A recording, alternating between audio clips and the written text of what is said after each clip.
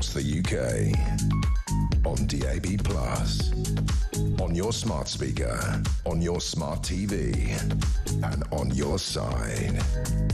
This is Talk.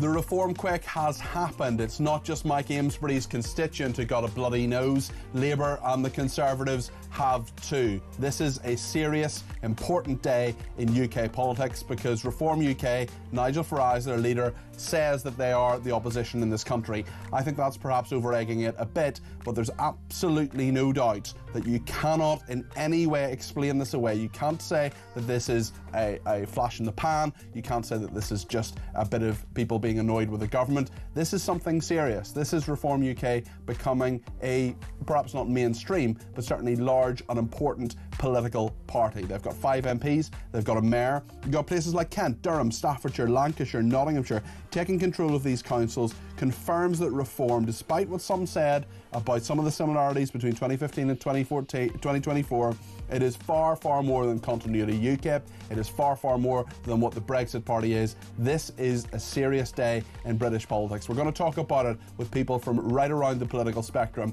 Reform, Lib Dems, Conservative, Labour. I want your voice too. 0344 499 1000 is the number to call. You can text me at 72222 with the word talk in your text. You can tweet me at talkTV. Follow me at Peter Cardwell. Be sure to send me a voice note. Let's get some of those on the air between now and 7. Less than a minute, please. The main number, of course, 0344 499 1000. You can use that number to send me a WhatsApp text message, or you can, of course, give me a ring on that number as well for a discussion. There's loads to talk about today. Politics has changed from 24 hours ago. We're going to get into it all over the next 3 hours here on Talk. Well, thank you so much for your company here on Talk Drive. It really is a very, very interesting day for political nerds like me and for the country itself. The first significant result of the day was Reform UK winning the by-election in Runcorn and Helsbury by just 6 votes. Originally, it was 4 votes. Then there was a recount and 2 more votes were found. Let's have a listen to what their new MP, Sarah Potchin, said after winning. The people of Runcorn and Helsbury have spoken. Enough is enough. Enough Tory failure, enough Labour lies. I will do my very best for all of you in Runcorn and Helsbury and Frodsham, I think it should have been included in the name, regardless of how you voted. I will serve you, I will care for you, and I will speak for you. I know our victory here in Runcorn and Helsbury will inspire the rest of the country to believe that they too can stand up for fairness, for what is right, and for our British values, and their voices can be heard. Well, shortly after that result, and a number of others came through, including Dame Andrea Jenkins becoming the Mayor of Greater Lincolnshire, Nigel Farage spoke to Talk this morning. This is what he said. The Runcorn victory, it may on paper look like a small margin, but it's a huge win. Yeah. I mean, we've won something here in a safe, historic Labour seat, one of their safest seats in the country. And also, if you look at the results in Doncaster, North Tyneside that have come through already, you'll see 25, 26% swings from Labour to Reform. But at the same time, go to Lincolnshire, traditional, safe, solid blue Conservative county, and Andrea Jenkins has won that by a country mile. The message from the night is that we are now the opposition party in England, indeed the UK, to Labour. And actually, it was Conservative votes that stopped us winning even more. They were the ones splitting our vote, and that's the big change. And the council results, of course, keeping coming in. They'll come in today and tomorrow. Reform, as we speak, of 519 councillors. The Liberal Democrats are up 109. The Conservatives are down 508. Independents are down 19. That's the change since 2021. Reform has made significant gains right across the country, especially in Labour's traditional heartlands. The Mayor of Doncaster, Ros Jones, just about hung on to her job. She had a message for the government and Keir Starmer. The working man and woman and businesses want national government to listen to them and listen to them properly to help drive this great country forward. What I'm saying to Keir is this: he needs to listen and take action, but also remember they've been in government a short length of time. We've got to drive places like Doncaster forward. Keir's got to drive the country forward and actually deliver economic growth so all can prosper. Reform of now control of 7 councils. That is something that would have been not unthinkable, but certainly very unlikely yesterday. This is a very, very significant thing. No better man to discuss it than Ryan Saby, who is Deputy Political Editor of The Sun. Ryan, we've got Kent, Staffordshire, Lincolnshire, Durham, Lancashire, Nottinghamshire. Are you surprised by this? Well, I mean, on the surface of it, I think Reform were always going to have a very good night. I think the difference is we thought perhaps they would take, 1 or 2 councils. They'd do very well with the number of councillors they would get. They would be in with a shout of getting Runcorn, although we thought that was going to be pretty close. But what they've actually done is they've won Runcorn. They've seized control of about 7 councils up and down the country, and they've had some, a great victory in Lincolnshire with Andrea Jenkins. And as Nigel Farage has just said, this is beyond his wildest dreams. And the thing with him, you ain't seen nothing yet. He has just come out and said, look, this is a significant hurdle for him. They have passed it, and now he can see a route through to the general election. So this is a spectacular day for Nigel Farage and a historic day in British politics. It certainly is. In terms of that wafer-thin majority, the smallest in a by-election since certainly in a couple of 100 years, we've seen as well, it reminded me of one in Northern Ireland, actually, in the most westerly constituency in the UK in 2010, which was Fermanagh and South Tyrone. 4 votes were in it. These things really can come down to the wire, but even if you might think, well, very, very small majority, 2 things. 1, a win's a win, and the swing in Runcorn, absolutely huge.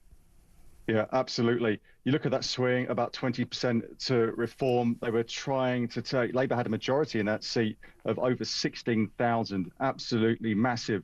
And I think one thing that it does, it's the symbolism of it. Reform have taken a Westminster seat off Labour. They've taken it off them, off a government that has only been in power for 10 months. It's an absolutely huge victory. I was out on the road with Nigel Farage earlier in the week, and one thing that he said, and actually he's a very upbeat, bullish man, he doesn't lack in confidence, but having gone through some of the things he said, he did say that the elections this week were going to be a big hurdle, and what they would do is they'd set the tone for the next few months and the coming years. That's why it's really, really important, because when you had at 3 o'clock in the morning, you had the potential of a recount, could Labour have won it? You just wonder whether the bubble would have burst slightly for Reform. Now, it hasn't gone that way, and Reform are certainly on the march. How do you assess the position of the Prime Minister, Keir Starmer, today? Well, I look at it with Sir Keir, and I thought it was slightly odd that they were up in Bedfordshire, actually on a visit that didn't have very much to do or anything at all to do with the local elections. They did hold on to some mayoral seats, and you wondered whether he would actually visit there. But I think the key thing that will be worrying number 10, worrying Sir Keir Starmer, is Reform just taking all those votes away in those Labour heartlands, and how do they get them back? And you're absolutely right to identify that, Ryan, aren't you? It's not just about Tory votes. This is, as we've seen in Runcorn, as we've seen in so many parts of the country, this is Reform parking its tanks on Labour's lawns as well. Yeah, no, exactly. And I've just come off the phone speaking to a Labour MP, and one of the key things that they were saying is it's now not a position for Keir. He can't try and out-reform Reform, because if you do that, there is only going to be one winner, and that person's name is Nigel Farage, and his party is Reform. So what they have to do is try and build the broad coalition that they have, but they have to go harder on things like immigration. They have to, in some way, alter that net zero policy. because at the moment it just doesn't seem that it's working, and there's so much anger up and down the country. So I think Sakir, I'm not saying it's back to the drawing board, but they're certainly going to have a rethink and just work out how they communicate with their traditional vote in all these places. Reshuffle this weekend, perhaps next week?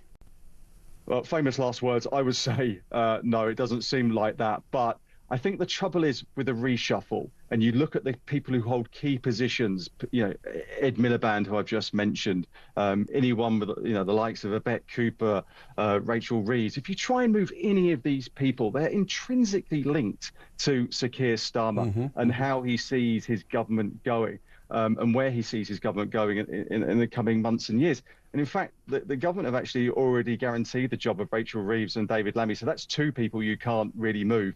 There's lots of MPs there's a lot of clamour there for sort of a reset, but ultimately they've got to get things done. And I think the trouble is, I think the public are just seeing things like they wanted change when they voted last July, but it just seems that change is taking too long and the public are becoming impatient. So in terms of a reshuffle, I would be surprised, but maybe there's a reset at some point later in the year.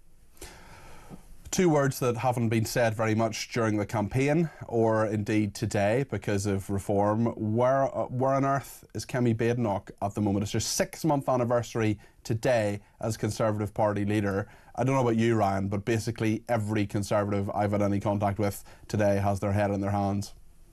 Yeah, no, it's a very, very difficult situation, not only for the party leadership, but their voters and supporters up and down the country. Just where do they go? And again, I've been speaking to Conservative MPs today, and what they're saying is there is anger out there. Some of it is aimed at Kemi Badenoch, but a lot of it is aimed at the hangover of Boris Johnson, Rishi Sunak, Liz Truss. All that is still there. And I think part of the anger with Kemi is the fact that has she actually done enough? Has she done enough to sell her message? What is her message? Now, she can talk about policy overhauls and policy reforms all day long, but she kind of needs to do a little bit more. And I spoke to her last week up in Mansfield, and she said she's getting better every day in her job, and she likens her position to Margaret Thatcher in opposition back in 1975, and it wasn't plain sailing when Margaret Thatcher was there in the early days of opposition, but something's got to change. But I just feel at the moment nothing can really happen for a few months due to the rules anyway. So I think they're just going to hold back, and I don't think there's any appetite within the parliamentary party or the public really for them to change it just now, despite there being a lot of anger at what she's doing or not doing. It'll be fascinating to see where that anger goes. Ryan, thank you. Ryan Saby there, Deputy Political Editor of The Sun. Reform have gained 522 seats on 2021 when, of course, they didn't exist as a party. So 522 new seats. The Lib Dems are up 110, Conservatives down 512, Independents down 19, and the Residents Association down 1. Adrian is in Perth, in Scotland, of course, and has given me a ring on 0344 499 1000. Adrian, you're very welcome to the programme. What would you like to say? What a dramatic 24 hours it has been.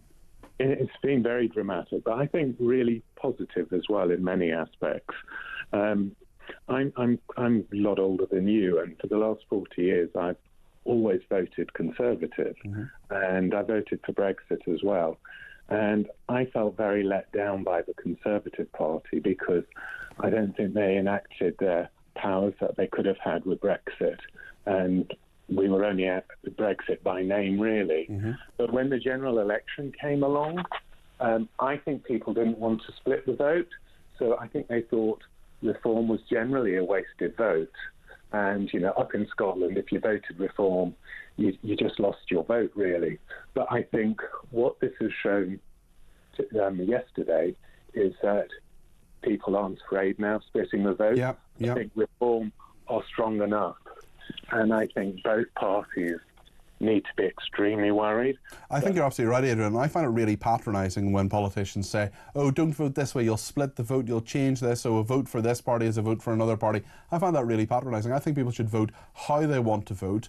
They shouldn't necessarily... I voted strategically previously. I'm sure there are loads of people watching and listening who have as well, but you shouldn't think in that way. You should vote who you want to vote for. I think the last one was more tactical than the last general election.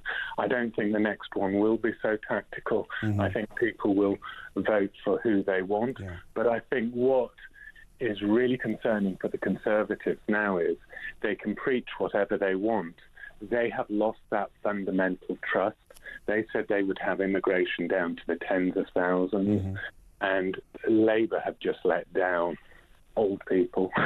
Yeah, listen, we're actually, do you know what? Adrian, stay tuned, because at a little bit later on in the programme we're going to talk to Graham Stewart about that. He's a Conservative MP, and he has a fascinating video actually on older people, which is basically the question he asked in that video, which we're going to show, is why does Keir Starmer hate Nans, which I found pretty interesting. Listen, thank you, Adrian, appreciate your thoughts on that. Let me know yours as well at home, or perhaps you're driving, you're one of the car dwellers driving home on this Friday afternoon. It is a very, very different political landscape today than it was yesterday. 0344 499 1000. Thank you to Frank Etchells in Bingley in West Yorkshire, who says, what we need now are 10 Tory MPs to defect to Reform and all to call by-elections. All 10 win their seats back as Reform and the landslide becomes an earthquake. Frank, I don't think that's going to happen. Although there will be quite a number of Conservatives really worried about their seats. And Labour as well. This is not just about the Conservatives, this is about Labour, and we've got to remember that as well. We'll be talking to a Labour guest next, actually, James Mathewson. Mick says Starmer wants to go further and faster, so do we. We want him to go further and faster away and be deselected faster. He has decided to ignore the British people. Well, he says he's listening. He says he gets it. He says that he will change his approach. But how? How is he going to change his approach? Well, as I say, we'll talk to James Mathewson, former Labour spokesman, about that in just a second. Stay with us here on Talk.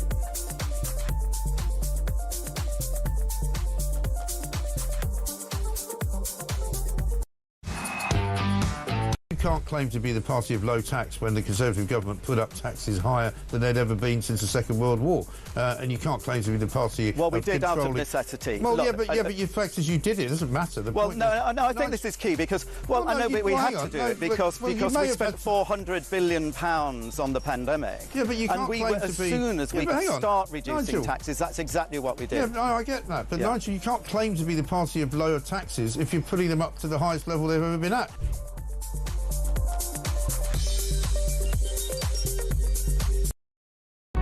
Across the UK, on DAB+, on your smart speaker, on your smart TV, and on your side. This is Talk. Well, Nigel Farage thinks he's having a good day. It's Tech Up Dave's 52nd birthday today, so a very happy birthday to him. We've got cake, and it's coming a little bit later on. Nigel Farage having a good day. I'm having a good day because there is cake, which I'm going to have with a cup of tea in one of the breaks coming up a little bit later on. But who's having a bad day? Keir Starmer. What is happening with him? And actually, I'm just looking at Twitter there over the break, and quite a number of people saying, Mark says, reform of One My Council, I want them to democratise so we can get them back on track. People voting for sloppy right wing achieves nothing. Philip says, serious question, should Keir Starmer resign, Peter? Labour has collapsed in all of 9 months. Sounds like the knives are already being sharpened. Should he jump before he is pushed? Well, listen, I think we're perhaps getting a little bit ahead of ourselves on that one, but nonetheless, let's ask that question to James Mathewson. He is a former Labour spokesman and joins us now. James, do you think this is serious enough for Keir Starmer to resign? I personally don't, but Philip does, and I wonder where you see his position now, James. The question has to be asked, doesn't it? And I understand Philip and others will want to know the answer to that, because every time there is a defeat or supposed defeat or less than good result, let's be honest, then politicians are on the edge. You know, that position is never 100% safe. We've seen that throughout. You know, there are many people waiting in the wings who would love to replace Keir Starmer, I'm sure. But I agree with you, Peter. I don't think he's going anywhere anytime soon. He did still win that general election with that large mandate, and the people in the party seem to support him in his cabinet and those who he has around him, and I don't see him going anywhere anytime soon. Should he reshuffle after this result? Reshuffle's not enough, in my opinion. There's many things he should do. If you what want, should he do? Just take your time, James, and tell us all the things you think Keir Starmer should do. There's no rush with this answer. What do you think he needs to do to get things back on track? Okay, well, if I'm totally honest, and your viewers won't like this, Peter, but that's the point of this, is that I believe the Labour Party has gone away from representing what it should represent, okay? And it should have an ideology at its core, it should have values that it's pragmatic about, but it needs to have something at its centre, it needs to have values. And I think many people, whether they're Labour supporters or not, think it's completely laughable that the party doesn't seem to have anything at its core, tacking it down to what it believes in. So I think they need to get back to that element. And for me, things like, axing the winter fuel allowance, going after PIP, and disability, benefits, things like that are just completely out of step with what people expect from a Labour Party. Now, the right, they've got it sorted, right? You've got Reform doing what they're doing. You've got Kemi Badenoch trying to echo them and copy them, and they'll sort that out and they'll get that representation. So if you're somebody who believes in what they represent, then you've got representation in our democratic system. However, there are many votes to go after for those who believe in a more centre-left politics, and I just don't see that from the Labour Party at the moment. So what I would love to see is a complete change in economic direction. They need to signal that they're serious about redistribution of wealth and bringing fairness back to the centre of the economics that they operate on. Because at the moment, we're just seeing much of a repetition of the same. There's no difference from previous Tory administrations, really, in the way they're doing economics. I would see a wealth tax introduced. I would like to see them reverse the winter fuel allowance axing, because it was a mistake, and many of them basically admit that it is now.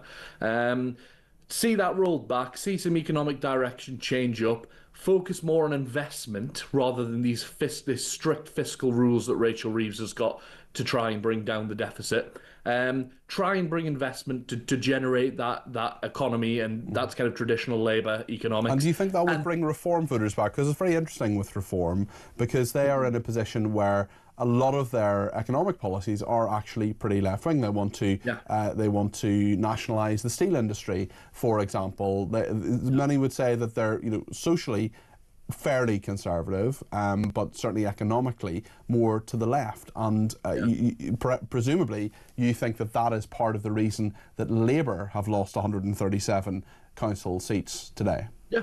But I think it's because Labour don't stand for anything at the moment. And I think people respect confidence. They respect people who stand on their values and their opinions. Now, say what you like about Nigel Farage and the Reform Party. Look, they're the opposite of my politics. Of course they are. I'm never going to support them. However, it's clear what they stand for, it's clear what they represent, and people look to that, they see confidence in their own opinions and in their own beliefs, and they go along with it, and they think, okay, yeah, that's something I like to see. If you look to the Labour Party, you do not see anything similar to that at the moment. I believe there needs to be something, the economic change in direction to get back to more traditional Labour ground, which I think is where Reform are picking up, like you say, on the renationalisation elements. But socially, the Labour Party needs to be liberal. It needs to be a socially liberal party, because we're not seeing that represented in comparison to the likes of Reform. That's where the alternative offer needs to be made. And I would start with something big. I would start with something about drugs. I would redefine Keir Starmer's leadership by going after a change in drug policy. That's what I would start with. Okay, well, I don't think we're going to agree on that, James, but nonetheless, I wonder, is Ed Miliband the problem in regard to net zero? Is that the biggest thing? Is immigration the biggest thing? Why do you think, if Keir Starmer said to you, James, why has this happened, what would you say to him?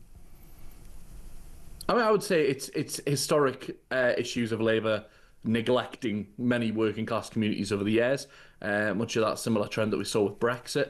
Look at the likes of Hartlepool on the first results last night. These are areas that have been neglected by Labour and taken advantage or taken for granted, for many, many years. So there's a historic issue there. And I do believe that Reform pose some kind of anti-establishment style voice.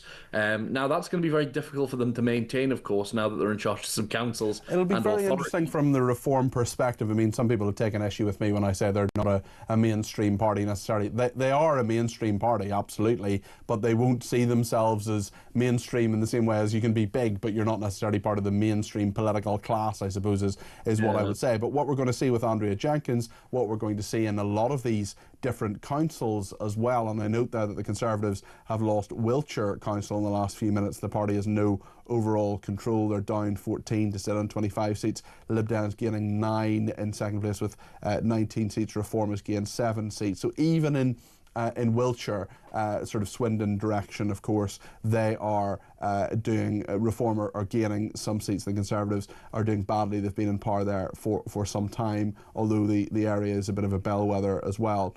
We will see very soon, and in many of those council areas where Reform are in control, we will see they'll have a record. 4 years from now, people will be able to see, have they run a council well? Have they run an area well? Has Andrea Jenkyns been a good mayor? They'll be able to see the mistakes. They'll be able to see the triumphs, and they'll be able to make a decision, not just based on what is necessarily something to do with a feeling, but actually facts in terms of what Reform have actually done. Yeah, and not to mention as well how much busier this will keep Nigel Farage and the party as a machine, because it's got to service all of those councillors. It has to be able to, hold meetings and provide national oversight and give direction on how it should respond. I mean, as soon as these individual councillors, some of them have been, I speak for these ones in Northumberland that I know, they've been characters. I put it in a very nice way by calling them characters for some years on the scene as independents. And, some of them, as soon as they discover mechanisms like bringing emotion to a full council meeting, they will just end up going wild with it and bringing all sorts of motions for whatever they believe in or whatever they think they should be doing. Every party's a coalition, James. James, thank you very much. That's James Mathewson, former Labour spokesman there. And just some breaking news, the King and Queen are going to visit Canada later this month, in a few weeks' time, about 3 or 4 weeks' time, May the 26th and 27th. That is Buckingham Palace announcing that. We've had a general election, of course, in Canada with Mark Carney. The Liberal leader is now the Prime Minister of Canada in his own right. He's now a member of the House of Commons in Canada. He wasn't previously. But the King and Queen, of course, Canada, Commonwealth country, and the King and Queen will be going over there. Reform are in control of 7 councils. There are 7 that are hung councils at the moment. The Conservatives have lost 11. Labour haven't lost any councils so far. Liberal Democrats haven't. The national share projection is 30% for Reform UK. That's higher than many opinion polls.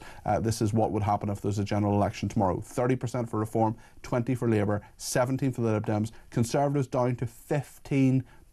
That is very low. We're going to talk to Paul Holmes in a second, Shadow Housing and Local Government Minister. He's also the Conservative MP for Hamble Valley. We'll see what on earth has happened to his party, and a bigger question, where do they go from here? Stay with us here on Talk.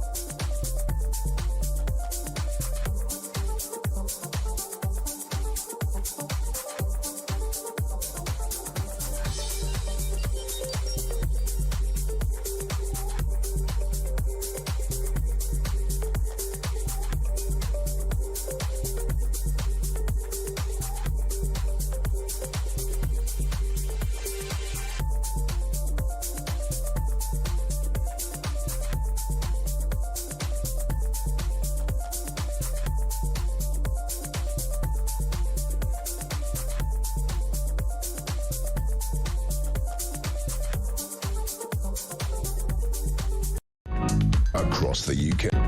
Across the UK. On DAB+. On your smart speaker. On your smart TV. And on your side. This. So, as I was saying before the break there, if we look at the projected national share based on what has happened in these elections, the Conservatives are sitting on 15% in fourth place after a Reform on 30, the Labour on 20 and the Liberal Democrats on 17%. It's clearly gone very badly for the Conservatives in the last 24 hours. The Shadow Housing Minister, Paul Holmes, nominative determinism in action there, is with us. Paul, thank you for joining me on a difficult day for the Conservative Party. What is your assessment of why things have clearly gone very wrong for you in the last 24 hours? Well, good afternoon, Peter. I hope you're well, and thanks for having me on. Look, it's a disappointing evening and it's been a disappointing day, but we've always said we've been really transparent on this, that the seats that we're contesting this time were up in 2021, and we were at the epitome and the top of our poll ratings then. So there was always going to be a readjustment of sorts. However, you know, today we have seen that we have suffered significant losses. So have the Labour Party. Is it worse than you thought it would be, Paul? To be honest with you, Peter, it's around where I thought it would be. We've always said, you know, 500 losses is probably where we're looking. I haven't looked in detail at the really recent ones because I've been on media this afternoon, but we always knew it was going to be difficult. Look, any loss of Conservative councillor and Conservative administrations is disappointing for us, but we've got, you know, Kemi's been leader for 6 months. We're going through a renewal programme. She is setting out her stall after a historic general election defeat. And, you know, as well as being a difficult day for the Conservative Party, the Labour government, with a majority of 180, have gone through a terrible set of results today. And we'll talk about that, Paul. We'll talk about that in a second. But you said the word, you know, Conservative renewal, setting out the stall. We know that there's been a moratorium on policy, for example. I mean, has Kemi Bain not got the right approach? Where was she in this campaign? We heard so little from her. There wasn't even really a proper campaign from the Conservatives. I think that's slightly unfair, Peter, because I know that she's been going around the country and knocking on doors. I've seen her do that, and she's been out and reporting back to us. And look, it's as I've said, it was always going to be difficult. She's put a moratorium on policy because after that defeat, where we went down to 121 MPs, it's really important that we don't just broadcast, but we listen to organisations, we listen to charities, to the British people. And what have you heard? What have you heard when you're listening over the last 6 months? What have you heard? What is going to change? That they were angry with us, obviously, at the general election, and that they still think that we need to prove ourselves worthy of governing again. Now, there's 5 years before we get to the next election. Kemi has been particularly clear when she took over as leader that we're not going to rush into policy. We're going to do that exercise of an assessment as to why we lost and what we need to do to govern again. She's doing that. She should be allowed the time to do that. And look, I remember, and you will remember when we worked together, you know, when my old seat, Eastleigh, Reform, UKIP came second in that. They came second in the by-election in Greater Manchester on the same day or a year later. We've seen this before. We now need to step in and prove to the British people we can be trusted again. I don't think this is a huge realignment of British politics. And what we need to look at... You don't think it's a huge realignment of British politics? What is it then? I think that what we have seen before historically with parties like UKIP, where people are giving the two main parties a bit of a bloody nose because they want us to get... This is more than a protest vote, Paul, isn't it? I mean, you've got Reform UK getting through at the election, getting 5 seats at the last election. Obviously, one of those now is an independent. You've got a new MP. You've got, you know, Conservatives losing councils left, right and centre and councillors. You've got Reform in control of 7 councils. They've now got executive power in a way that they haven't previously. They're sitting at 30% of the projected national vote share. You can't say that's a blip. You can't say that's something that is just, you know, a protest vote. No, I think it's an accumulation of an anger at what happened at the end of the last government, but also an anger at the complete and utter lies that Keir Starmer told the British people when he got into government. I'm not saying this is a blip. I'm saying that it is a disappointing day for us. It's a disappointing day, I'm sure, for the Labour MPs that you're talking to. And in relation to your point about Reform now having executive power, Nigel Farage couldn't control an MP parliamentary party of 5 people. So I think once they start to get into power across the county halls and the town halls across the country, as we've seen today, and I accept that people will be fast disappointed with the promises that are made. You can always promise pots of gold and rainbows at the end of the day. We'll see what happens. I think we should perhaps give Reform UK a bit of a chance to actually hold executive power for more than a few hours before necessarily judging them. In terms of your own party, look, a lot can happen in 4 years. 4 years ago, the Conservatives won the Hartlepool by-election. People were talking about a 5th term for the Conservatives. In 2029, do you honestly see the Conservative Party winning the next election?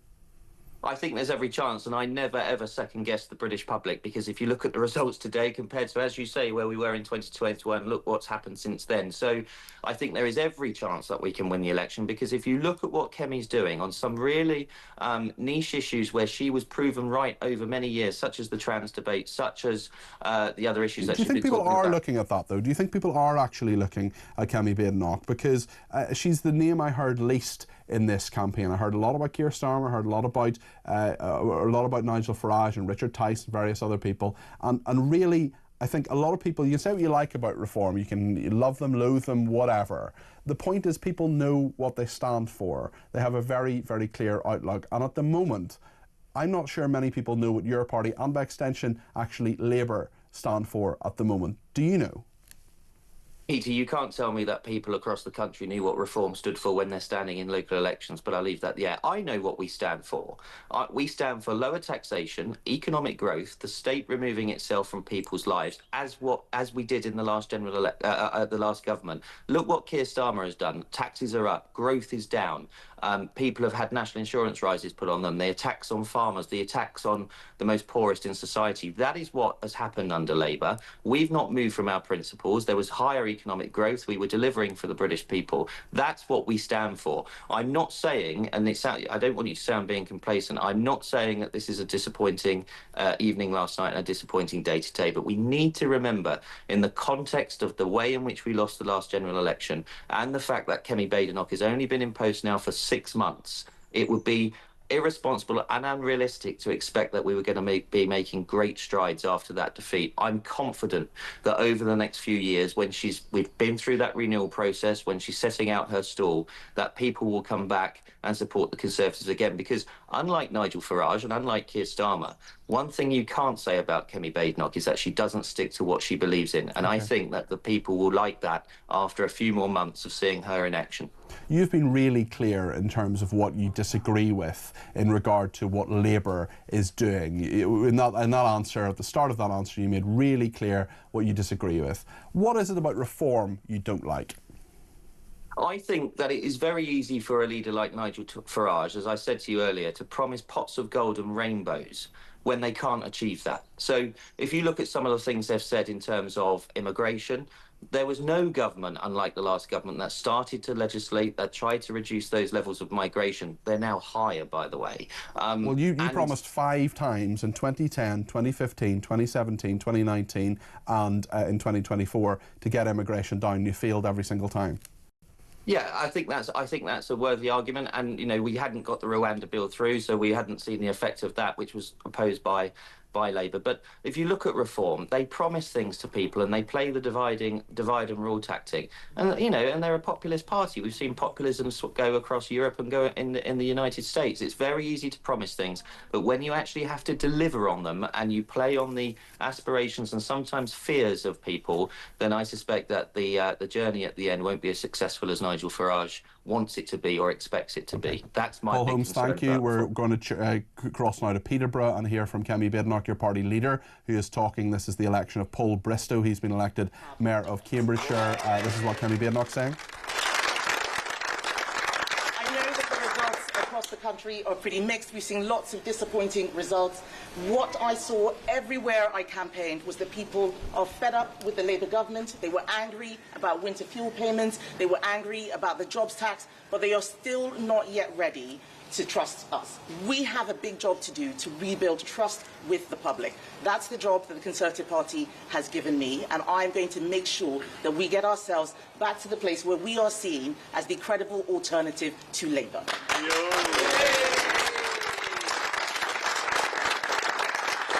All across our country, we are seeing that our economy is not growing. Growth has halved. We are seeing taxes rising, unemployment is rising.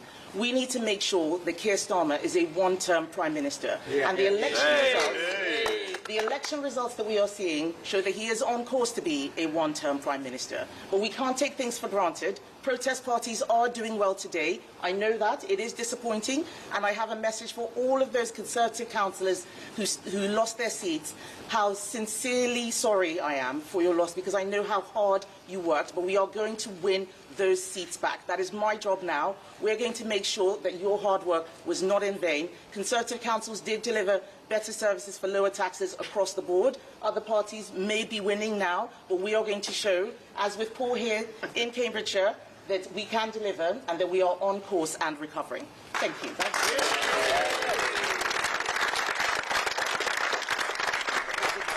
Well, that's Kemi being knocked there, speaking in Peterborough. She's giving a hug there to Paul Bristow, the Conservative former MP now, who is the Mayor of Cambridgeshire and Peterborough.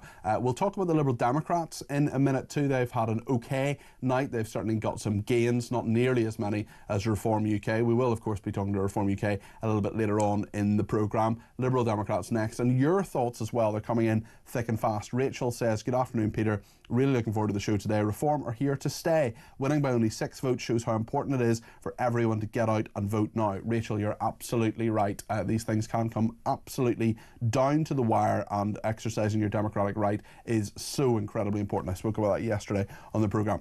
Terry in Slough says, without visionary leadership, this country will be finished, and I believe Nigel Farage is the only one with vision to put the great back into Britain again. Leslie says, tone-deaf Keir Starmer, where was he today in Bedfordshire talking about drones and his usual change mantra, hopelessly out of touch? Tony in Bangor says, people are not turning against Labour for not going further, faster. They don't like what Labour is doing and how it prioritises the interest of everyone except the British people, and that makes us foot the bill. Jane says, since July, all Starmer has done is strut around the world talking about Ukraine. On the home front, the first thing Labour did was take away the winter fuel allowance. It has just got worse by the day since. Tad says, happy birthday to Tech Up Dave. He's the only one from Talk I've actually spoken to, says Tad. And Cliff in Berkshire says, well, what a difference a day makes. Reform has gone down very well, but the real work for them starts today. They will come across resistance from much of the media, from local council officers and trade unions. Reform success or otherwise really depends on how they deal with that resistance. Yeah, it'll be very interesting to see how local councils work with a very different approach, especially when you're talking about this idea. Nigel Farage has talked about it, Richard Tice as well, talking about a sort of Doge idea, getting rid of the waste in councils.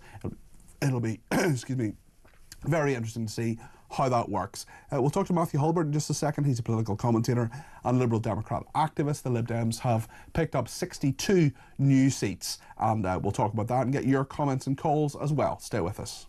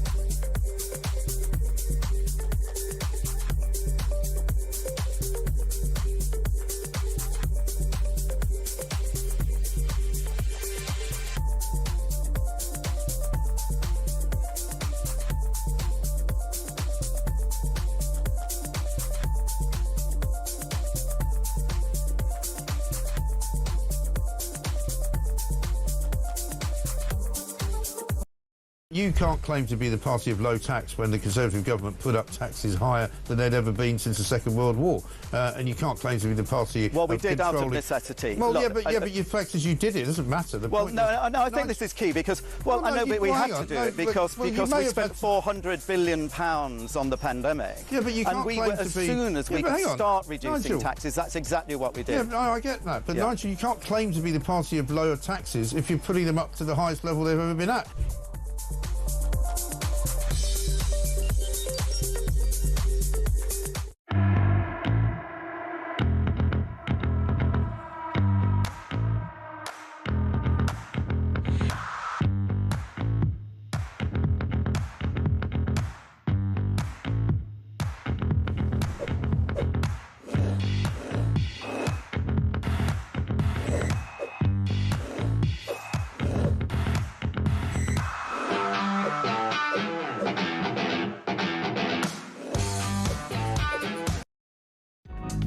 across the UK. On DAB+, on your smart speaker, on your smart TV, and on your side.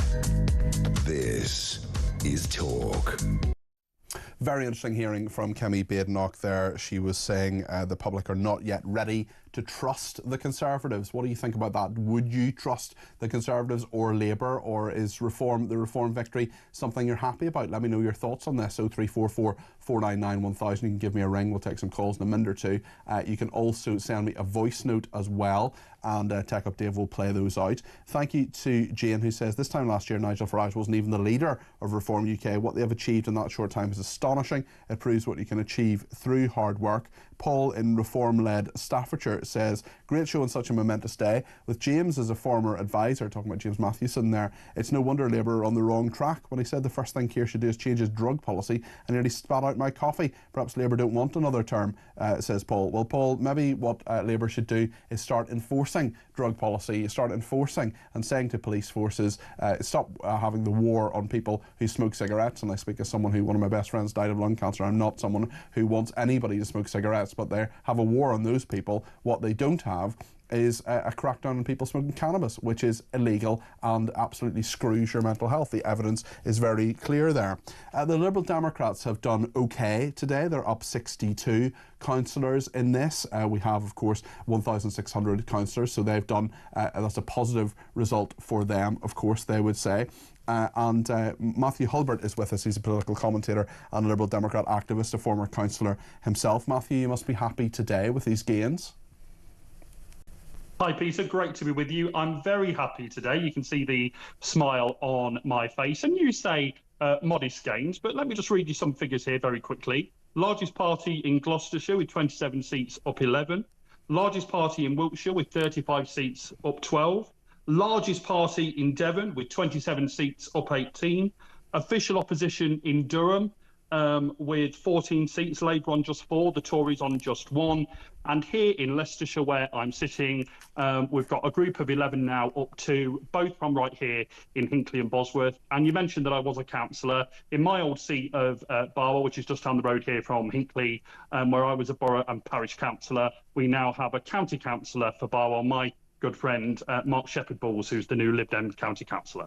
OK, well done to the Lib Dems, and that, of course, that is dwarfed, let's face it, by Reform UK. They have 430 councillors who have been elected. Now we're about a bit more than halfway through all of the seats that will be declared, but 430 councillors is something that is a real change, a massive change actually in UK politics. Even you must admit that, Matthew. I do, and I'm going to be fair, as you know that I always am, Peter. I congratulate Reform on their victory. Their politics is totally antithesis to mine and to my party, but people have voted for them, and I congratulate them on their win. But what I would say now, Peter, is that they have to deliver. For the first time, Reform have got to go from just shouting from the sidelines and being very good at being oppositional and getting clips on TV and memes on social media. They've now got to actually deliver. And I predict to you, Peter, and you can play this back to me in a few months or a few years, I think in most cases they will be dreadful at running these councils. Well, it's day one, Matthew. It's day one. They haven't even got there into these councils. They haven't even taken up executive office. Surely give them a chance. I give them a chance, and they're now the largest party here in Leicestershire. It's going to be very interesting to see if they do a deal with the Tories here, because people have voted to reject the Tories. So what will Reform voters think about that if they start doing deals with the Conservatives to run administrations such as here in Leicestershire? But yeah, let's just see how they do. And parties like mine will be holding them to account every day. Thank you, Matthew. Appreciate that. That's Matthew Hulbert, their political commentator and Liberal Democrat activist. The latest is there's no overall control in Gloucestershire. All the wards are declared. There's no party majority on Gloucestershire County Council. The Tories have done the worst in the local election, losing 24 seats there, with the Liberal Democrats and Reform have gained 11 councillors and sit on 27 and 11 seats respectively. The Greens have gained 5 seats. They're on 9. Labour has lost 4, leaving them with just 1 councillor on Gloucestershire County Council. So that is a very, very interesting aspect of things. We know that in Hull and East Yorkshire, we're waiting to hear what is happening there. Luke Campbell, who is the Reform UK candidate, he's on 34% at the moment. Mike Ross is on 23.1%. Mike Ross is the Liberal Democrat candidate. We'll bring you the latest from Hull, of course, when we get that full declaration. Phil is in Exeter and wants to talk about the Lib Dems. I think you live in, well, obviously you live in Devon because Exeter's in Devon, Phil, and there's been a bit of change there as well. Yeah, but Peter is amazing. I think I wouldn't be exactly sure, but I think there's about 26 Lib Dems elected, 16 Reform councillors elected, and not one Labour candidate, which is... It's been a very, very bad night for Labour, Phil. I wonder why you think that is. I think purely because I noticed the votes in Exeter went to Reform and a couple of the seats went to the Green Party, which is, you know, in my opinion, is not really... it's a wasted vote, but I can't say that really. I think the Lib Dems are now going to have a bit of trouble because they have an opposition of 16 councillors who were going to be arguing about the net zero nonsense which they followed through with this council. The amount of money this council is wasting on net zero policies at the detriment of other services within our beautiful county. They're going to have to come up with some answers. Yeah. There are conservative, I think it's about 4 or 5 Conservatives and 2 or 3 independents. So they're not going to have it all their own way now, which they did have before. Well, we'll see what changes. Phil, thanks for your thoughts there. Dan is in Warrington. Dan, I think you want to react to what Paul Holmes was saying there, the Conservative MP. You're very welcome to the programme. Yeah, I think he and actually the rest of them are deluded because they skirt around the issue about reform and they skirt around it and they say this is the reason why they've got seats. And it's because... Well, Kemi Badenoch talks about protest parties. Yes, they're a party of protest, but they're also going to have executive power as well, aren't they, Dan? It's absolute nonsense. If this was a general election yesterday, they would have won with a landslide victory. I think what the other parties don't realise, and they've not got the finger on the pulse here, is the people are angry. I've never seen so many people so angry about politics as the way they are right now. They're angry about crime. They're angry about immigration. They're angry about when they hear of a foreign paedophile can't be deported because of chicken nuggets. They're absolutely furious about immigration, furious and what it's doing to the country, and including crime as well, and other things like the daft net zero policies. How are we importing electricity from France? How are we importing fuel from abroad when we've got our own fuel, and that is sold to us that's supposed to be net zero efficient? It doesn't. The people they're furious. Everyone who I speak to is furious. Yeah, well, listen, and I think that has been, and Dan, I think you're right, and I also think that's been translated into this vote today. This is a form of protest vote, but it's also saying that so many people, thousands and thousands of people, want Reform UK to run the bit of the country that they live in.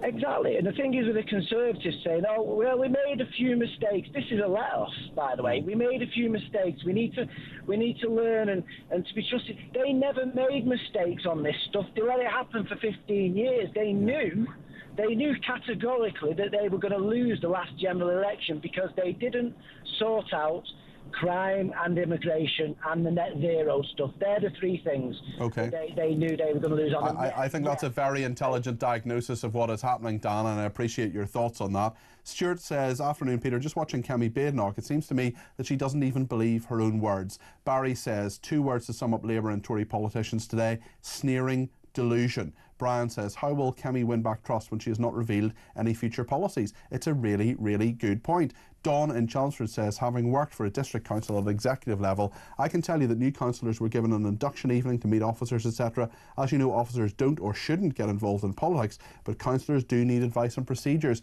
so the new reform councillors should be fine, says Dawn.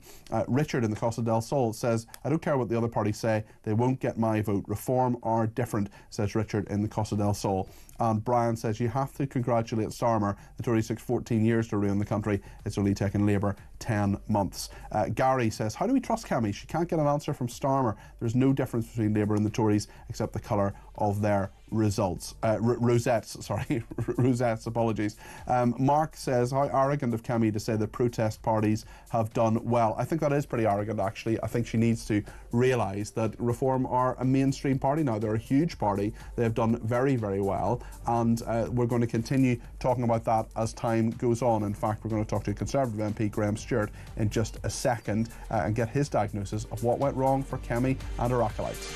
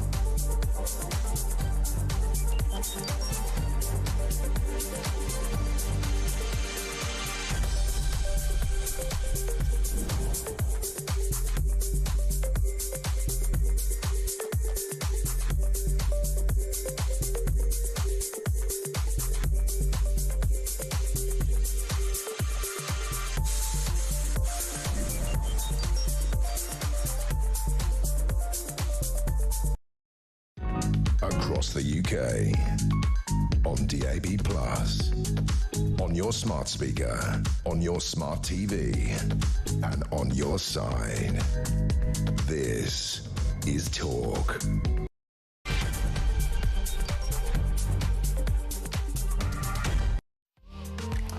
Good evening, this is Talk Drive. I'm Peter Cardwell. Thank you so much for your company this Friday evening. Reform quick has happened. It wasn't just Mike Amesbury's constituent who got a bloody nose, it was Labour and the Conservatives as well. We're going to talk to Graham Stewart, the Conservative MP for Beverley and Holderness, in just a second to see how on earth the Conservatives recover or just even react to this. Kemi Badenoch says the public is not yet ready to trust us. The Reform UK have done spectacularly well. They have got many, many hundreds of councillors. They've won a mayoralty as well. They may be about to win another one, and Hull is declaring very, very shortly, and we will make sure we bring you the latest on that as soon as we have it. There's a lot to discuss in regard to Labour as well, and where reform go from here. They'll have executive power for the first time. We'll also talk to the new Mayor of Cambridgeshire and Peterborough's combined authority as well, and to a polling expert. So lots to discuss here on Talk between now and 7 o'clock. I want to make sure that I have your thoughts on this. 0344 499 1000 is the number to call. You can text me at 722 with the word Talk in your text. You can tweet me at talkTV. Follow me at Peter Cardwell. You can send me a voice note. You can send me a WhatsApp text message, or you can give me a ring on 0344 499 1000. Luke Campbell has won for Reform UK in Hull and East Riding. The mayoral results come through. Let's hear from him now. The reason I stood for this role was simple: to put the people first in this region. That commitment starts now. I promise I will not let you down. To everyone who voted for me and Reform UK, thank you. And for those who didn't, I ask you to give me a chance. I will work hard to earn your trust and do right by every single person in this community, no matter who they voted for. This result wouldn't have been possible if it wasn't for the incredible support from my team, to Robin, to Jack, our amazing branch managers and volunteers, Susan, Brendan, Aaron, Rich, Becky, and so many more.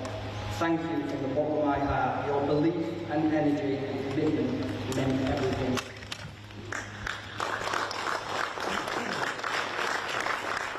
The people of Hull and East Yorkshire have spoken, and now it's time to deliver. I'll be hitting the ground running from Tuesday. Meetings are already in process to get started. I've always said all the way through my career that I'd like my actions to speak louder than our words, and you'll see that in me. Thank you, everybody. That is Luke Campbell there. He is the Reform UK candidate who is now the Mayor of Hull and East Riding. Reform UK getting their second mayoralty. Let's go just a couple of miles down the road, actually, to Graham Stewart MP. He's the Conservative MP for Beverley and Holderness. Beverley is just up the road. Graham, you must be pretty annoyed by that. Well, I thought it was a very gracious speech by Luke Campbell. So we've now got an Olympic medalist as the mayor for the region. And he won resoundingly. He won in Hull, and he also won in the East Riding. So Anne Handley, the Conservative candidate, put up a fantastic campaign, but the nation is angry still. And, we suffered the biggest defeat practically in our history just 10 months ago, and we have a long way to go to win people's confidence back. What's interesting is to see that 10 months into what should be a Labour government in its pomp, we've got it losing one of its safest by-elections last night, one of its safest seats. In this area, we now have, there's new management, not just in the Conservative Party, but there's new management locally here. And I, as a local MP, as part of the area of Hull and East Yorkshire, will reach out to Luke and offer all my help to help him do what he said, which is deliver for this area, because we've got tremendous potential.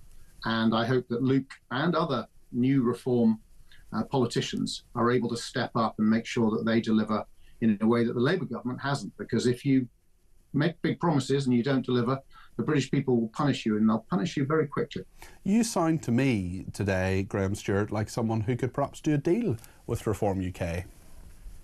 Well, in this local area, I recognise democracy, and Luke is our mayor, and I'm so optimistic about the future for the area, bringing in jobs, making sure that we have someone who can champion this area on the national and international stage. And Luke Campbell's got that job. Let's talk about that. I've got to help him do that. As far as doing a deal with Reform, I'm absolutely not where we are at in the Conservative Party. What we are doing is rebuilding. We're under new management with Kemi Badenoch. She said it's going to be a long slog. Is the manager any good? Sorry? Is the manager any good? You're talking about new management. Is the manager any good?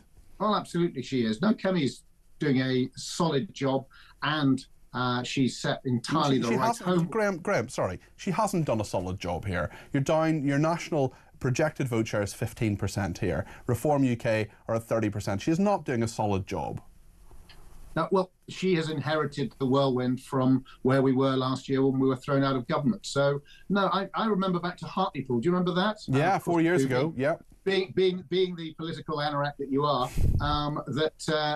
we were 11 years into a Conservative-led government then, weren't we? Hartlepool, practically, you know, if ever there was a place you'd have thought was going to be Labour forever, a Labour town, it would be Hartlepool.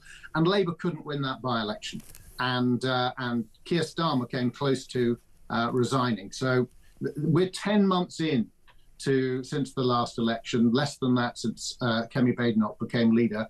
She is the right person taking us forward. She set the right tasks, which is we've got to listen. And last night was another opportunity for us to do that. People are not happy. Well, you're listening. The big story is not so much about us. We were already on the floor. We were knocked to the floor last year, and we are picking ourselves up and recognizing we've got a long way to go. Labour should be in their pomp, and they couldn't even hold one of their safest seats.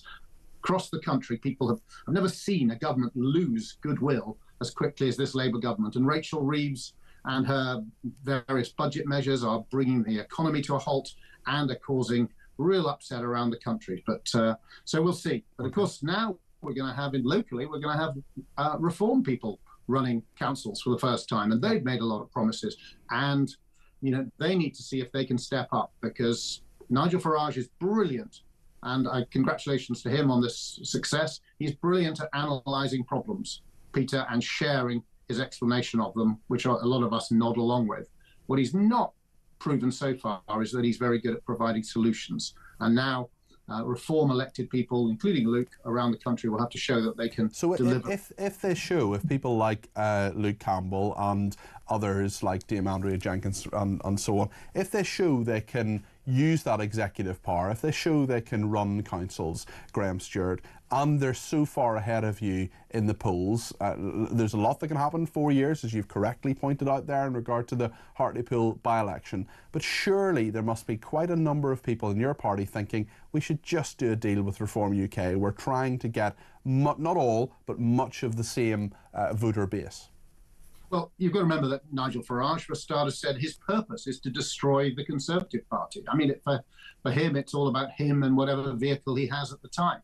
He's not really a Conservative. He's a sort of radical populist of the right. We are a party with a long history. We have come through, if you remember the 97 election and all the books that came out, they sold like hotcakes about the end of the Conservative Party, the fact that we never come back. Well, the reason that we're the most successful political party, not just in British history, but I would say in global democratic history, is because we do listen, because we do get together, we do put in the hard work to come back. But we have no divine right to do so. So if people decide they want reform rather than Conservatives for the long term, they have that right. Our job is to go out there and convince them that we have a better offer. And that's what we'll do.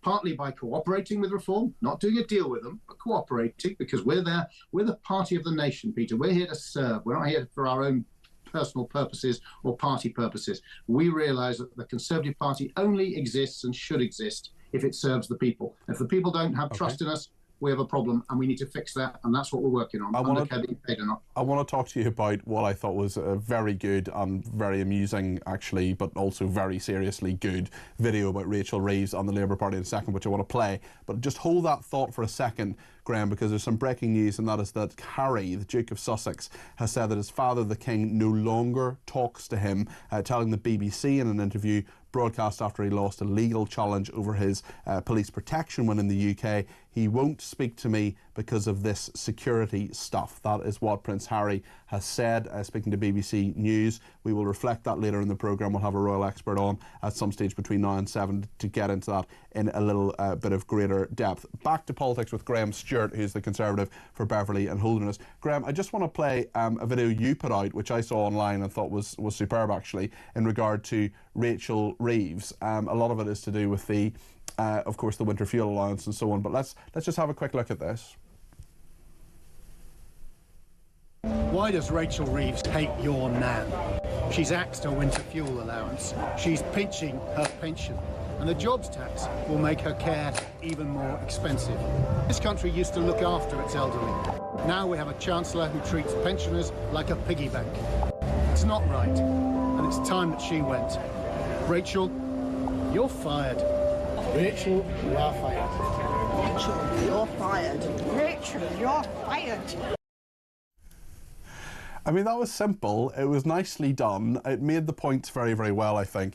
And Graham, you did something that I think a lot of people in your party aren't doing, which is just opposing and speaking up and saying that, in your view anyway, Rachel Reeves is doing a bad job. Do you think Keir Starmer's going to listen to that? Do you think he's going to have a reshuffle over the next few days? Well, if Labour is going to recover, and it needs to, then they've got to ask what do they need to do differently, and the fundamentals of what they need to do differently can be found in that budget. I mean, attacking pensioners and taking it away from the very poorest pensioners. They came up with this stuff about means testing. The truth is the poorest pensioners don't claim pension credit, and now they don't get £300 to help. Oh, I think Graham Stewart was just lost him there, but Alan Sugar Tribute Act and MP for Beverley and Holderness for the Conservative Party, Graham Stewart MP, their party having a very, very bad day. Thank you to Graham Stewart for his thoughts on that, and I just thought it was worth showing that little video as well. Very simple but very effective. Let's speak to Martin in Portsmouth now about Labour. Martin, what do you think? Thanks for the call. Oh, hi, Peter. I do love your show, and I always get confused whether you're on Times Radio or Talk Radio, but here you are. I get confused sometimes as well, but we're definitely on Talk at the moment. Yeah, I was just so frustrated hearing the Keir Starmer response, which is always, let's go further and faster, or is it faster and further? The last thing we want them to do is to go further and faster on anything. Please, no more further and faster on net zero. Please, no more further and faster on national insurance. Please, no more further and faster on nutty school clubs and the rest of it. We've had enough of it. And so they seem to be so disconnected with what's going on with people who are voting reform. Do you think they're going to realise that what has actually happened here today? Keir Starmer's called the by-election defeat in Runcorn disappointing. He says he hears what's going on. He's going to listen. Do you think he will? No, I don't think they get it. I mean, the Runcorn thing, be it 6 votes or 4 votes, just negates the massive swing towards a party that didn't exist. Oh, it's thousands. It's thousands. It's a 6-vote majority, but that, as you correctly say, that hides the fact that they've overturned a huge majority, 14,000 majority in that constituency. Yeah, and guess where? In Runcorn, of all places. Yeah. I mean, that should be Bath or Plymouth or Portsmouth. This is Runcorn. Should be totally safe Labour territory. Martin, very interesting. What do you think happens now? I think what happens now is Reform will be able to build on the successes by proving they're doing a good job, which is important. And it was interesting watching Nigel Farage being interviewed, saying he completely gets that. And I now think they had the structure to it. I mean, they might fail, but they have the structure to enable that. And I do think the Labour Party and the Tories are completely incapable of being able to react against their success in local government, by the way. Well, it's a very, very interesting point there, Martin, and I think it'll be fascinating to see how Reform do things. There's some people, I mean, Matthew Hulbert was on earlier on saying, it'll all be a disaster. Well, give them a chance. They haven't started yet. Let's see what they actually do. Why can't Reform deliver? Labour haven't since July, says Jane. John in Telford says, pot kettle black, that Tory spokesman saying Reform will struggle to get the results in the long term. What were the results from the Tories for the last 14 years? Laughable. Migration is up, taxes, net zero madness. Tories are finished. Stand aside and let Reform be the opposition from the right, says John in Telford, and thank you for that. Another person said, I'm surprised the Lib Dems did so well. All Ed Davey talks about is Donald Trump. No accountability for his part in the post office scandal, though. Well, we know that the Lib Dems are up 80 now. We know that Reform UK are up 488. Conservatives down 449. Lots to discuss. We're going to talk in just a second to Ben Page, who is the chief executive of Ipsos, the political opinion company, the polling company. Lots to discuss with him in terms of where this all goes and to see exactly where we are at 17 minutes past 5 in regard to these 23 different councils. We know in the last few minutes that the new Mayor of Hull and East Yorkshire is Luke Campbell from Reform UK. Graham Stewart from the Conservatives welcoming his appointment there. Very interesting. I think the way Graham Stewart was talking there, he didn't say it and he didn't quite answer my question. Well, he did answer it, but not to my satisfaction. I think there are quite a number of MPs in their heart of hearts in the Conservative Party thinking what's inevitable is to do a deal with reform. My question is, what's in it for reform? And I would ask them that. I will ask them that a little bit later on in the programme. Loads to discuss here and talk. I want to get your voices on the air as well. Give me a ring or send me a voice note on 0344 499 1000.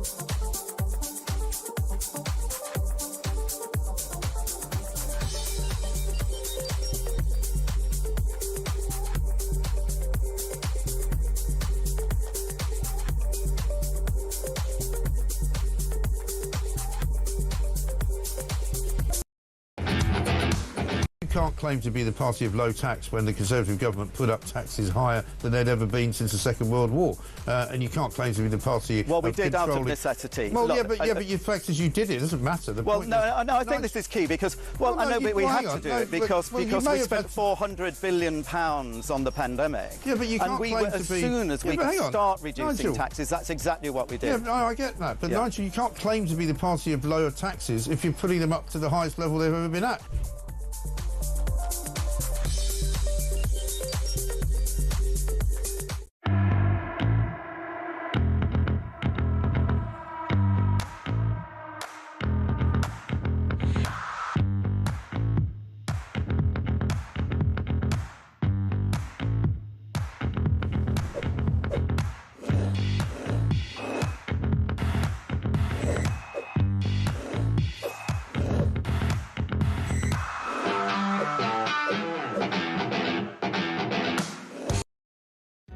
Across the UK, on DAB+, on your smart speaker, on your smart TV, and on your side.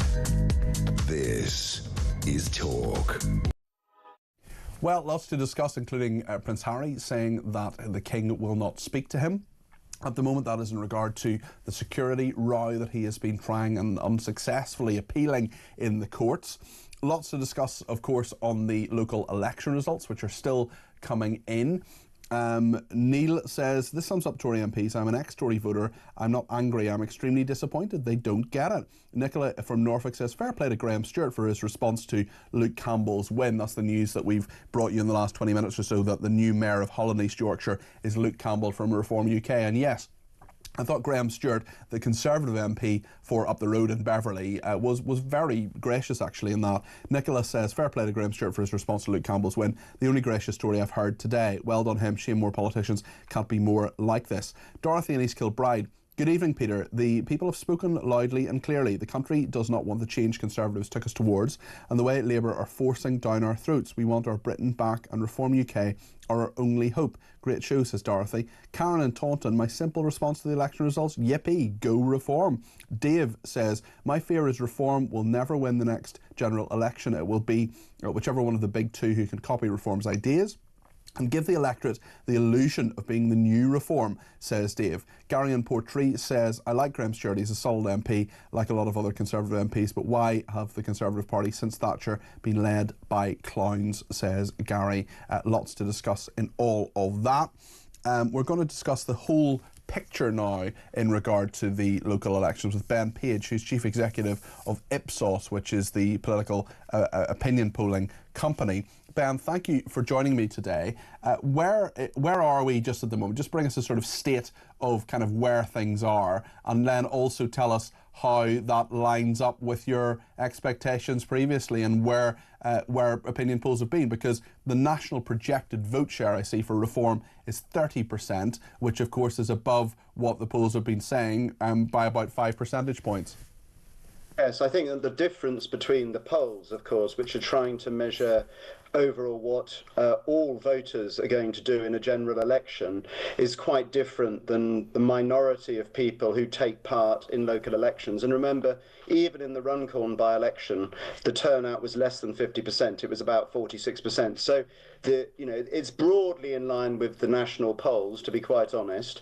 But what it does tell you, and what it shows very clearly, is that Reform is a formidable campaigning force.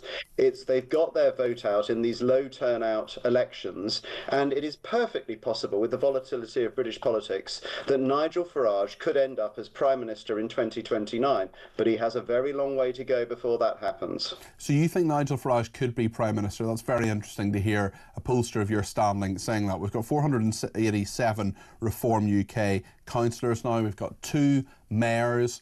We have another MP bringing their total to 5. Is it honestly possible to go from, I'm not saying it shouldn't be, I'm not saying it is or isn't, I'm just wondering, in your opinion, to go from 5 MPs to Nigel Farage being Prime Minister, either in a minority or majority administration? I mean, that would be a really astonishing rise, wouldn't it? Would be astonishing, and to be quite honest, I'm not saying it's going to happen, but given the volatility of British politics, the size of the Labour win on a relatively low vote share last summer, which gave them a huge majority, that's a party, of course, that lost badly in 2019, a historic loss in 2019, and 5 years later a historic win. And I think what it's telling us is that the party loyalty that for our grandparents existed, it has really gone away. We're turning into a multi-party democracy, and because of the first past the post system, it means that very small shifts can lead to quite dramatic consequences. And so that's what you're now seeing. Labour and the Conservatives getting a minority of the vote, and this is I think the first time in modern history that has happened in this type of elections. So yeah, of course it's unlikely. And remember, actually, before these elections, we still had more people saying Keir Starmer would make the best Prime Minister than Nigel Farage. But it just shows, when it comes down to it, in a particular place at a particular time, there is so much despair. People are fed up. They will vote for change. And at the moment, that's being best represented by Nigel Farage and the Reform Party. The Conservatives have lost 434 councillors today, far more than Labour at 129 losses so far anyway. We've got 976 out of the 1,641 council seats that are declaring. 14 councils out of 23 have declared. Labour, do you think they've done particularly badly here? Obviously, the Conservatives were coming from a very high watermark, the sort of peak Boris time as well. But just assess, in terms of the numbers, where you think Labour and the Conservatives are at this moment. For both parties, it's been a really disappointing 24 hours.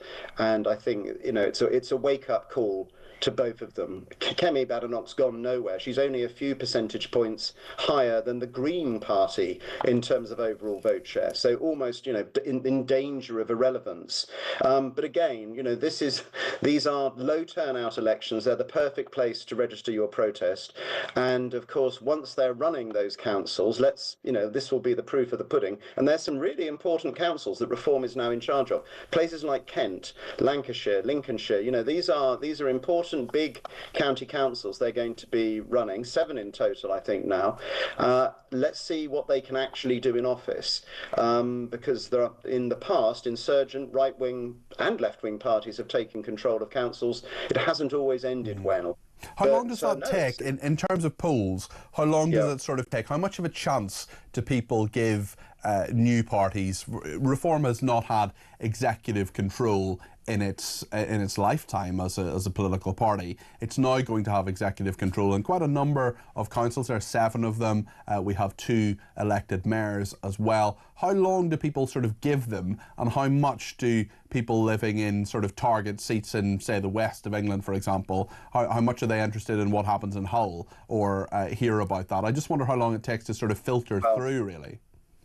You might give them up to a year, but it's pretty brutal. I mean, when Labour got elected last summer, I said they had a 6-month period, and they rapidly fell off a cliff in terms of their overall ratings.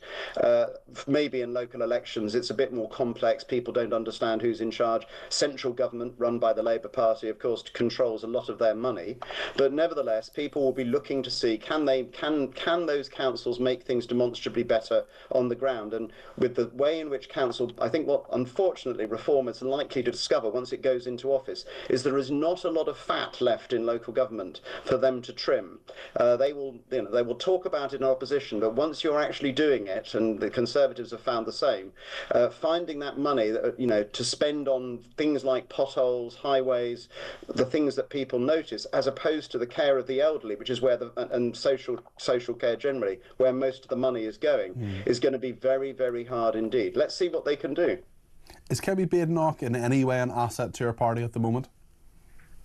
Doesn't look like it, does it, on the basis of these numbers? I think she's still got a bit more time. Look, they've been beating hell out of each other in the Conservative Party now for several years. They would be crazy to have another leader right away. But it does start, it raises questions about her ability to have a coherent narrative about what the Conservatives stand for and why they're a viable alternative to Labour as opposed to the insurgent Reform Party.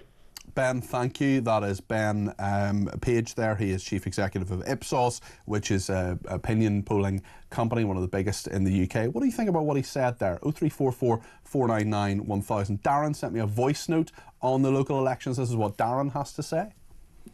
I've just heard the one word that sums up the uni party, Labour and Conservatives. Serve. We will serve. We're here to serve. What does Starmer keep saying? We're here to serve. Are they playing tennis, Labour and Conservatives? They're not serving anybody. They're doing everything they want. They're not doing what the people want. They can't read the room. And this is why they're going down the toilet. They cannot read the room. Darren, really interesting thoughts there, and I do wonder, I mean, Kemi Badenoch says that she's listening, she gets it, she understands. Keir Starmer says that as well. Do they, really, honestly? What do you think? 0344 499 1000. The latest is that the Liberal Democrats have gained Cambridgeshire Council from no overall control. That's the first council that they have gained in all of this, so they have won. The Conservatives have lost 13, Reform have won 7 with 487 seats, Conservatives 179 seats, losing 434 seats there. Labour don't have any councils, no change there in losses or gains. They've lost 129 councils. The Lib Dems up 68 councillors and the Greens up 25. Haven't really talked about them today, but they've done okay, both those parties. But really, look, it's all about Reform UK. Let me know what you think about all of this. Derek's been in touch and says every Conservative I've seen interviewed today just does not get it. Also, I wonder how many Tories will be thinking about whether to jump from a sinking ship. The answer, Derek, I think, is quite a few. It will cross their mind. Whether they'll actually do it or not, that's another point. Stay with us here on Talk.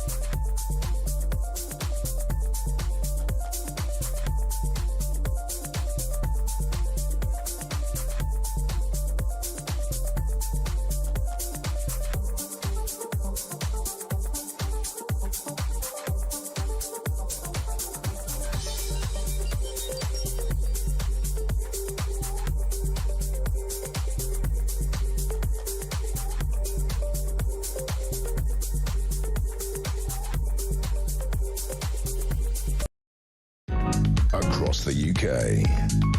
On DAB+, on your smart speaker, on your smart TV, and on your side. This is Talk. Well, lots of reaction coming in on the local elections, but actually let me just bring you, reiterate the breaking news this hour about the Duke of Sussex, Prince Harry. He has said that his father, the King, no longer talks to him. He's told the BBC in an interview broadcast after Harry lost a legal challenge over his protection when in the UK, his police protection. He won't speak to me because of this security stuff. Prince Harry also said, for the time being, it is impossible for me to bring my family back to the UK safely. That was during an interview with the BBC after he lost a Court of Appeal challenge over his security arrangements in the UK. We will, of course, bring you a reaction to that. I think we're going to bring you a clip of that at some stage fairly soon. But I want to go back to the local elections because Reform have won 488 seats as we speak at this exact moment. Lib Dem's 206 up 80. The Conservatives are down nearly 500 seats. This really is a very, very big change. They are on 189, down 449. The Greens at 54, up 29, and Labour have lost about 150 seats as well. So this really is a big, big change. 132 seats Labour have lost. Lynn is in Portsmouth and has given me a ring on 0344 499 1000. Lynn, you're very welcome to the programme. What would you like to say? I was just wondering, I am a Reform voter. Yep. I'm just wondering, it's too much too soon. They've got. Well, I mean, they've done. What would you have liked to have happened? Because they've done very, very well, haven't they? Yeah, but it's been a bit of a, so much going on, and I'm not sure if they've got the backing behind them. Are you worried about maybe, if they're taking up executive power, if they're running councils and so on? Are you worried maybe some of the right people might not be there? I mean, just tell me a bit about your concern. Yeah, no, exactly that. I'm in Hampshire, so we didn't get the right to vote. Okay. I would have voted Reform, but I'd probably like to see them coming a little bit slower, a little bit more. It has all happened very, very quickly, hasn't it? I mean, Reform UK, yeah. Nigel Farage wasn't the leader this time last year. They've got 5 MPs now. They've got 2 mayors and 488 councillors. This is major. Do you think it's perhaps moving too quickly? I do think so, and I think I saw the lady that became a mayor, and she's on TV quite a bit, and I respect her. But the other fella that was on, he seems very, very young. Yeah, no, I know what you mean. I think you maybe mean Luke Campbell there. Lynn, thanks for your thoughts on that. I appreciate that. Let's just listen to what the new MP for Reform UK, Sarah Potchin, said after winning. This was in the early hours of this morning. The people of Runcorn and Helsby have spoken. Enough is enough. Enough Tory failure, enough Labour lies. I will do my very best for all of you in Runcorn and Helsby and Frodsham. I think it should have been included in the name. Regardless of how you voted, I will serve you, I will care for you, and I will speak for you. I know our victory here in Runcorn and Helsby will inspire the rest of the country to believe that they too can stand up for fairness, for what is right, and for our British values, and their voices can be heard. Very, very interesting thoughts there from Sarah Potchin, the new MP. She will be sworn in on Tuesday as to Parliament, but she is the new MP for Runcorn and Helsby. Graham is in Berkshire and has given me a ring on 0344 499 1000. Graham, you're very welcome to the programme. What would you like to say? Hi there. Well, basically, Sir Keir came in saying he was going to clean up politics, do it a different way, but the first thing they have is a whole load of gifts. We've had gifts that were December that should have been declared, that were declared yet again late. We had somebody say they were a solicitor, and they weren't. Yeah, well, Jonathan Reynolds, the business secretary, not a solicitor. Yeah. Yeah, but if you look up on the solicitor's website, it's a crime and should have been prosecuted. Well, I'm sure he would deny breaking the law, but certainly it is something that you absolutely should not do, to represent yourself as something that you're not, especially when it comes to someone who has that responsible job in our society. Yeah. and people are looking for a change. And to be honest, if you're looking for charisma, then you've only really got Nigel Farage and Lee Anderson. The rest of them seem a pretty dull group. Do you mean the rest of Reform or the rest of the politicians? The rest of the politicians.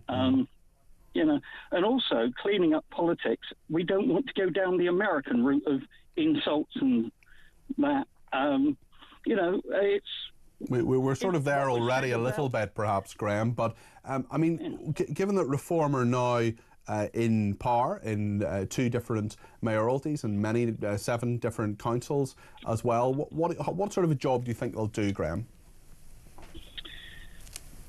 Very good question on the grounds that we don't really know. But if they're going in to actually say, we're going to look at the costings, we're going to look at the expenditure, we're going to look at the procurement teams, we're going to look at how much we're spending on diversity and whether that money can be better spent in other places. But if they do it, then they've got to be very much on the letting the public know we're doing this, we've achieved this. People would rather have little sound bites of achievement than saying, well, I've done 5 years and we've actually achieved this in the 5 years. Yeah. And I think, have you? You know? It's a very good point, and we will see what happens, Graham, won't we? And thank you for your thoughts on that. Simon's been in touch and says they're still forgetting the Brexit result. This will be the next Brexit. People are fed up with being ignored. Let's go to Mike in Warwickshire now. He's given me a ring, 0344 499 1000. Mike, what's your take on all this? Good afternoon. Hi there. Well, it's very simple. Not every council has gone to vote in today. So basically, there are councils who have put off their elections. Yeah. Now, those councils are predominantly Labour councils. So it's not a surprise to see that only a lower number of Labour councillors losing their seats. Now, if I was a cynic, I would say that they put it off for a reason. And just because you're a cynic doesn't necessarily mean you're wrong. But what they've done anyway is they've postponed those elections. They haven't cancelled them necessarily. They've postponed them because there are some different. There's reform, isn't there? And by which I mean reform of different councils. But you may just be delaying the inevitable. Well, yes, but the thing is why did this reform suddenly all spring up out of nowhere just before these elections were to take place? And so, because we've been lied to about pensioners and farmers and taxes and all the rest of it, is this just another way that they've limited their losses by making sure that certain things didn't happen? And therefore, they can go, oh, well, the Conservatives took a far bigger beating than us. Well, yes, because they went to the polls in those areas where they were in charge, right? So how many would they have lost? Yeah. If all the councils had gone up, if you then moved that forward on those numbers and said that... Well, it could well have been a lot worse, couldn't it, Mike? I mean, that's a very, very good point. Thank you for it. Thomas is in Hull. Thomas, I understand you're a new caller, and you're not just a new caller, but Luke Campbell is your new mayor. How do you feel about that? Ecstatic, absolutely. It's about time that we've got some younger people into politics and local government. And what effect do you think he will have? Do you mind me asking if you voted for him, Thomas? Yeah, I voted for him. We had a lot of people campaigning for Mike Ross, but we did have a lot of representation. That's the Liberal Democrat candidate there, Mike Ross, yeah. Yeah, absolutely. But we did have a lot of, people in person, including Luke himself, come into the village and talk to people. And he brings a bit more, energy, I guess, to being a mayor. And one of the last callers that he had on, she said she was worried that he might be a bit too young. But actually, I think that's kind of what half the problem is. A lot of people that are in government at the minute, especially local government, are just out of touch with the younger people. I'm in my mid-30s, and we've seen another 5% council tax rise. We're seeing water, gas and electric go up as well. And Reform and Luke Campbell talk a lot of sense. Yeah, he's 37 years old, Luke Campbell. He's got a term ahead of him as Mayor of Hull and East Yorkshire. What does it kind of mean to you Thomas, as a Reform candidate, to see finally, I mean, we've obviously had 5 and then 4 Reform MPs over the past few years, but they're opposition people, and that's fair enough. There's nothing wrong with that. But what I'm saying is that now you've got people like Luke Campbell and Dame Andrea Jenkins with executive power, making decisions with power in regard to your local area. What does that mean to you, Thomas? Yeah, it's great. It's finally a chance for Reform to show what they're made of, to show everyone else, that they actually mean business, so we can get away from this two-party politics. I think the problem is that it's very kind of meaningful or impactful change at the minute, and now they've got the chance to do that. Okay, Thomas, thank you for your thoughts. That's Thomas in Hull there, reflecting on Luke Campbell, who is the new Mayor of Hull and East Yorkshire, 37 years old, Olympic medalist. Prince Harry as well, the other main story today. The main story is, of course, the Reform quake, no doubt about that. But Prince Harry claiming the King won't speak to him. This is the Duke of Sussex telling the BBC he would love a reconciliation with the royal family. He said he was devastated at losing a legal challenge over security in the UK. He said the King won't speak to me because of the security stuff. He did not want to fight anymore and did not know how much longer his father has. The King, of course, I think is 76. He's certainly edging towards 80 anyway. And the Prince spoke to BBC News in California after losing an appeal over the levels of security he and his family are entitled to while they're in the UK. He says, I can't see a world in which I would bring my wife and children back to the UK at this point. There have been so many disagreements between myself and some of my family, he said, but he had now forgiven them. Well, many people would say that he had created many of those problems in the first place. I wonder what you think about that. 0344 499 1000. Prince Harry said, I would love reconciliation with my family. There's no point continuing to fight anymore. Life is precious. He said he felt let down. He described the court defeat as good old-fashioned establishment stitch-up. You're part of the royal family, mate. I think you're perhaps part of the establishment. But yeah, very, very interesting. We'll get some analysis of that as time goes on, certainly. And we will, of course, bring you the latest in regard to the local elections. There are results coming in all the time.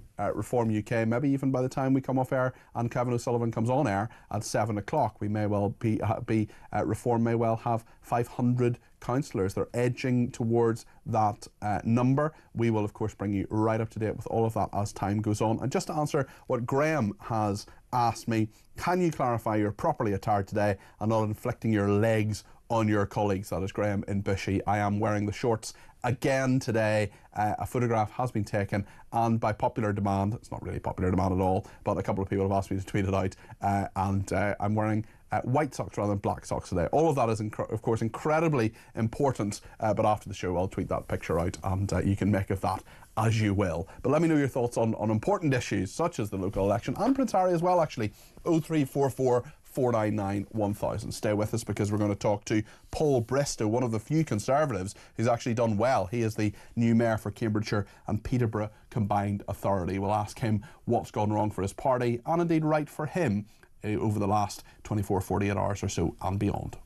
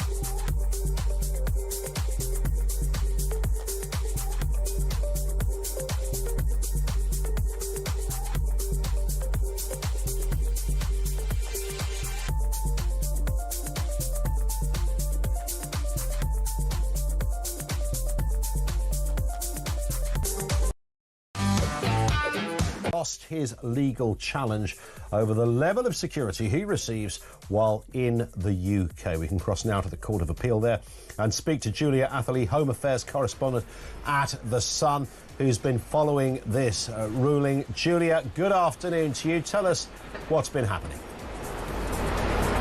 Yeah, so do you remember Prince Harry made the decision in February 2020 to step back as a working royal? Initially they moved to Canada, obviously now they're in California. At that point his security was downgraded, so he doesn't get the full-time security that he would get if he was a full-time working royal, the same as his brother Prince William or indeed the King. Prince Harry then challenged that decision. So in effect now, his security is decided on a case-by-case basis when he's now in the UK, because obviously he's mainly now living in California. So Harry challenged that decision, made a judicial review, which was then rejected. He then appealed against that decision. It's now come to the Court of Appeal. Last month, Prince Harry was here for 2 days for the hearing. He was here in person. Across the UK, on DAB+, on your smart speaker, on your smart TV, and on your side. This is Talk. Bit of reaction on Harry, who says he wants reconciliation with the royal family. I think that's a tall order. Jane says perhaps his book may have been a reason his father won't speak to him. Neil says, please tell the Ginger Whinger he is a disgrace making the British people pay for all the solicitors because he had a hissy fit. Pathetic. And there's another one here a little bit, where is this now? Yes, Max in Warwickshire says, Harry doesn't feel safe to travel back to the UK and his dad's not talking to him. What a surprise. Do us all a favour, Harry, and stay in the good old USA, please. We'll talk about that more with Robert Jobson, the royal author and commentator, in just a few minutes' time. But I want to talk to Paul Bristow now. Paul is the new mayor for Cambridge and Peterborough, a combined authority. He's a Conservative. He's done very, very well. And Paul, congratulations to you. It must feel very, very good to be a new mayor. Thank you very much, Peter. Yes, it does. It feels wonderful to have won in a seat which the Labour Party won in 2021. And the Labour Party didn't just lose today. They came third of all places, which is, a real turnaround. And here in Peterborough, where I'm sat, we won in every single ward in Peterborough. So, look, what a great day. You, of course, have done well. I take absolutely nothing away from that. I've congratulated you on that. You have a majority, you have Ryan Coogan, who was the Reform UK candidate, was more than 10,000 votes behind you. So well done, and I mean that sincerely, Paul. There is no doubt, though, that your party elsewhere in the country has done, some would say, catastrophically badly. You are one of the few good news stories in this today. You must accept that. Well, it's been a mixed night, and that's what often happens. A bit more than mixed.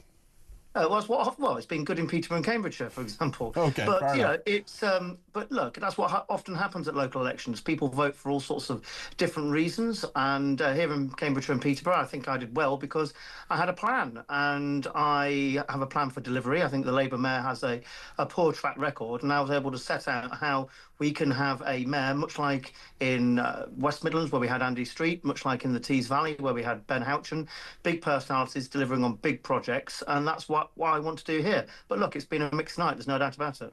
Does Kemi Badenoch have a plan?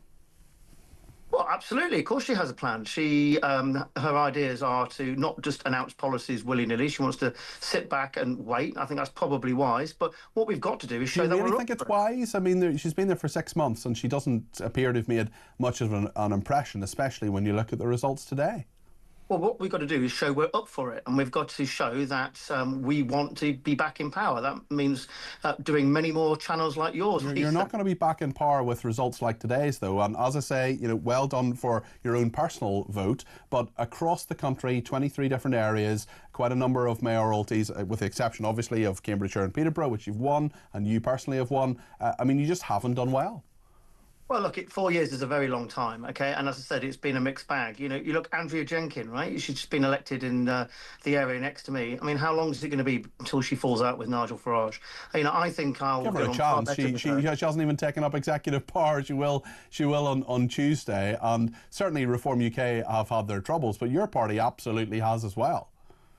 Yeah, but I think what we do is have a hunger for power. We've got to look like we're up for it, that we want to take on well, to be honest, is probably the worst government we've had in ages. This is a government that's fallen from grace so dramatically and so quickly, and they're going after pensioners with the winter fuel allowance, farmers with the changes there, and obviously business owners with the NI changes. So this is a government which is dramatically losing support across the country, especially in Cambridge and Peterborough. We have to show that we're up for it, and we've got the plans and the policies to replace them. That's what we need to do. 4 years is a long time.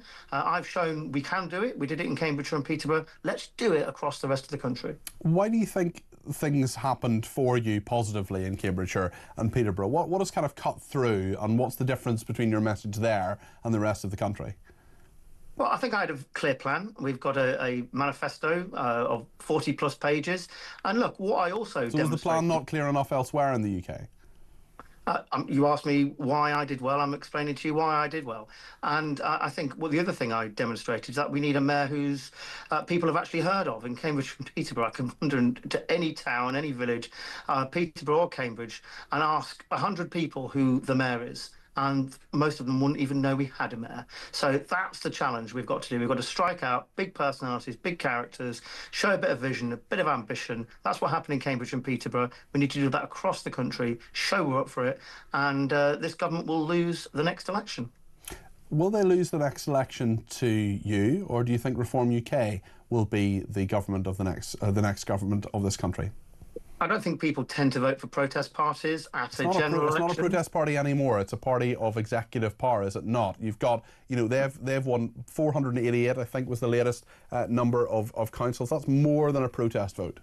Peters, who's on their front bench? Who's going to be Home Secretary? Who would be Foreign Secretary? Who would be Defence Secretary? Who are these people? Look, end of the day, it's a one-man cult of personality in Nigel Farage. And what do we do when people join cults? We, albeit very briefly... It's not a cult, Paul. That's far too strong. It's not a cult of personality. What has happened today is there are literally hundreds of people who are now elected Reform UK councillors. That's not all because of Nigel Farage. Yes, he's a very strong, very charismatic person, probably one of the most, well, I would argue, probably the most consequential political figure of the last little while. I think Paul's just dropped out. We'll see if we can get him back in a minute or two. I was enjoying the conversation there, as Paul Bristow there is the new mayor of Cambridgeshire and Peterborough Combined Authority. Let's see if we can get him back anyway. I'll read a few messages in the meantime. Nathan says he's in Weymouth, and I was a lifelong Tory voter. I can't believe the arrogance of Kemi Batenog, thinking she can win back my vote after they stabbed Boris in the back and brought him down. I voted Reform in the general election and have no plans to change my vote. Go Nigel.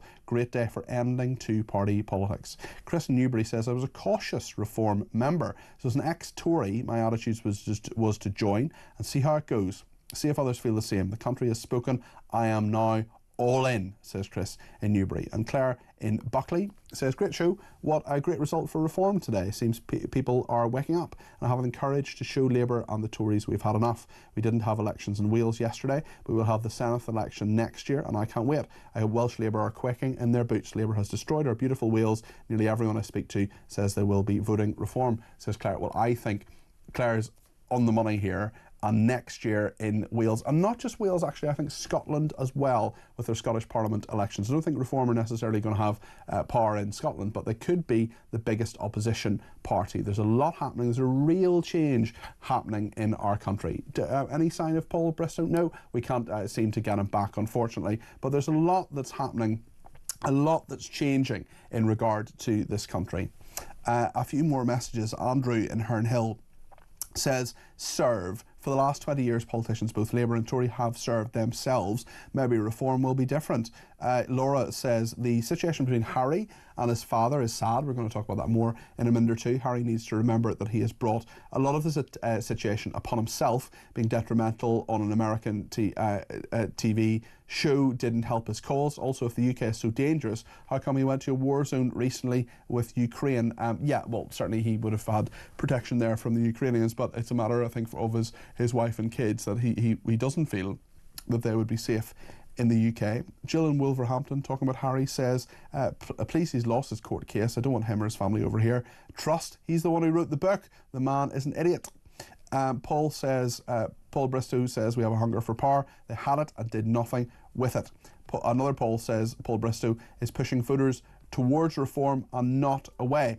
Neil says, so now I'm a far-right cult member. Please tell Paul Bristow to politely get back in his lane. Shut up, as you are all pathetic left-wing and Marxist idiots, says Neil. I don't think that Paul Bristow is a Marxist. I think I'm sure he's many things, but a Marxist isn't one of them. I don't think Reform UK is a cult. I was challenging him on that point. Maybe I'll talk to him a bit more on that at some stage soon. But Paul Bristow, the new mayor for Cambridgeshire and Peterborough, haven't been able to get him back, but an interesting interview nonetheless. We'll talk about the royals in just a second. Prince Harry saying it's impossible to bring his family to the UK. We'll also talk to your former Labour advisor, the defeated Conservative candidate for the mayoralty of Doncaster and a Reform UK London Assembly member. We'll talk to him in just a few minutes and get your calls, texts and tweets as well. 0344 499 1000.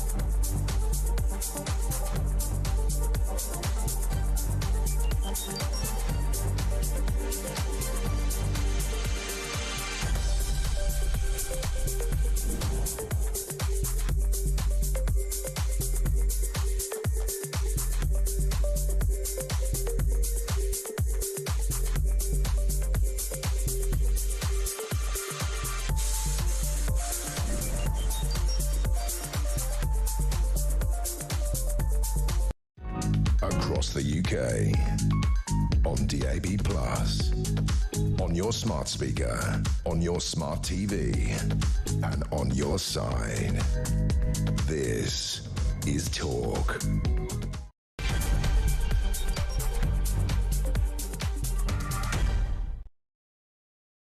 Peter Cardwell. We've managed to get Paul Bristow back. He is, of course, the newly elected Mayor of Cambridgeshire and Peterborough Combined Authority. Paul, great to talk to you again. Apologies about the technical issues there. I just have a couple more questions to you. We've had quite a reaction already from our viewers and listeners to your thoughts earlier that Reform UK is a cult. And Samantha has been in touch and says, who does Paul Bristow think he is, calling Reform a cult? This is exactly why people have abandoned the Tory party, me included.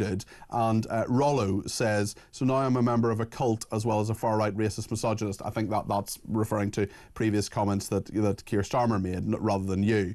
Honestly, why is this Tory Labour name-calling us stupid? They will never win my vote back. What would you say to Rollo and Samantha, Paul? Well, Peter, I didn't call it a cult. I called it a cult of personality around Nigel Farage. huge difference there. Okay. And what do you do when, and my point was this, who is there other than Nigel Farage? Who's going to be Foreign Secretary in a reform government? Who's going to be Defence Secretary? Who's going to be Health Secretary? The point is, I think people rarely vote for smaller parties like this at a general election. There's everything to play for. We as Conservatives just got to show that we're up for it. That's what I did in Peterborough and Cambridgeshire. I had a plan, so let's go out there and show we're up for it. So it's not insulting those who voted for reform. We've got to sit there, we've got to listen, we've got to understand, and we've got to persuade them to come back. Final question, Paul. I really appreciate it. I mean, you must be knackered. I know what it's like being at counts and things like that. So thank you for your patience, not least with the technology. Just finally, Paul, is Kemi Badenoch the right person to lead the Conservatives into the 2029 election? Kemi Badenoch is someone who doesn't suffer fools, talks no nonsense, and I think she will make a superb Prime Minister. If we show that we're up for it, show what we value and what we're for, I think we can go into the next election and she can become Prime Minister. No doubt about it in my mind. This is a government which are failing so many decent, hard-working people. We have to show that we are the opposition and that we're on their side, and we can do it. Paul, thank you very much indeed. That's Paul Bristow there, the new mayor for Cambridgeshire and Peterborough Combined Authority. Wish him well in his role, as I do every other elected person in mayoralties and indeed in councils, no matter which party they are from. It's a very, very important role that these people have been elected to. Something else that's important is Prince Harry saying it's impossible to bring his family to the UK. He is now not on speakers at all with the King. He was speaking to BBC News. Let's have a listen and a watch to what Prince Harry has been saying. I can't see a world in which I would be bringing my wife and children back to the UK at this point. And the things that they're going to miss is, well, everything.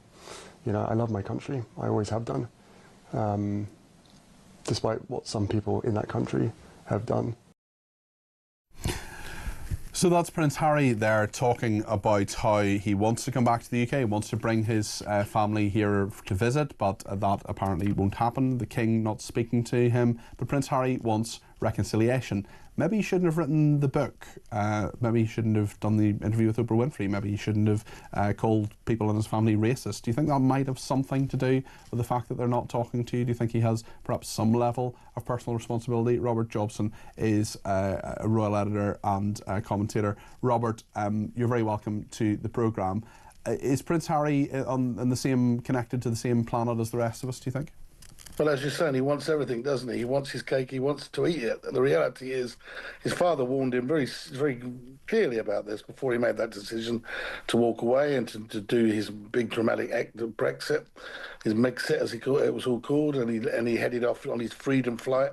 The reality is the security was always going to be an issue. And rightly so, the judge has said, look, we and Scotland Yard have said as well that they need notification before he comes to London, so they can make arrangements to give him that security. Now, that wasn't good enough for him. He feels incredibly entitled. I don't know why he's sitting there grumbling about it. He's cost tax. This has cost a lot of time and effort for lawyers. It's now got a £1.5 million bill. Well, I'm glad he's got the money. The reality, it all seems to me, is he just seems terribly entitled without wanting to do the work. Why should the British taxpayer actually have to pay to protect him? I have some sympathy for him. He was born royal. It wasn't his fault. He's born into this role. And that does come with a certain degree of security implications. I just hope it doesn't backfire. But the judge has taken the right decision, in my view. It's interesting he says that the Prime Minister should intervene on his security. I mean, this has been assessed. This has been assessed by an organisation called RAVEC. This is a committee around the protection of royalty and public figures, which authorises security for senior royals on behalf of the Home Office, chaired at the time by a former senior civil servant called Sir Richard Mottram. I mean, he can argue till he's blue in the face that he should get royal protection, but there's no legal argument for that. That's what the judge said in this. He's annoyed by it, but there's no legal basis for him to go forward with this. What happens now, do you think? Do you think there's any way forward for Harry and his father? I think the King couldn't intervene because this was a very political, sensitive issue. Because if he had in any way said something to Harry over the phone about what he thinks about this or whatever, it might have been used in court, and that could have been a constitutional problem. So, and also, I'm sure if you're King Charles, I mean, every single thing you say to Harry, whether it's written or or verbal, it's going to get out there. There's no privacy, is there? I mean, it could be used in the court of law, and of course, the court, all these legal, it's all to do with the King, and it's all part. He's no longer just his dad. He's no longer even the Prince of Wales.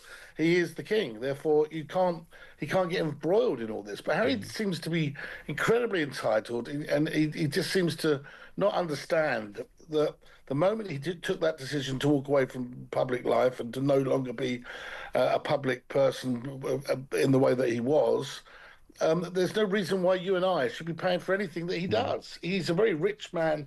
He inherited a lot of money from his mother. He's a very rich man. He's won a few court cases as well.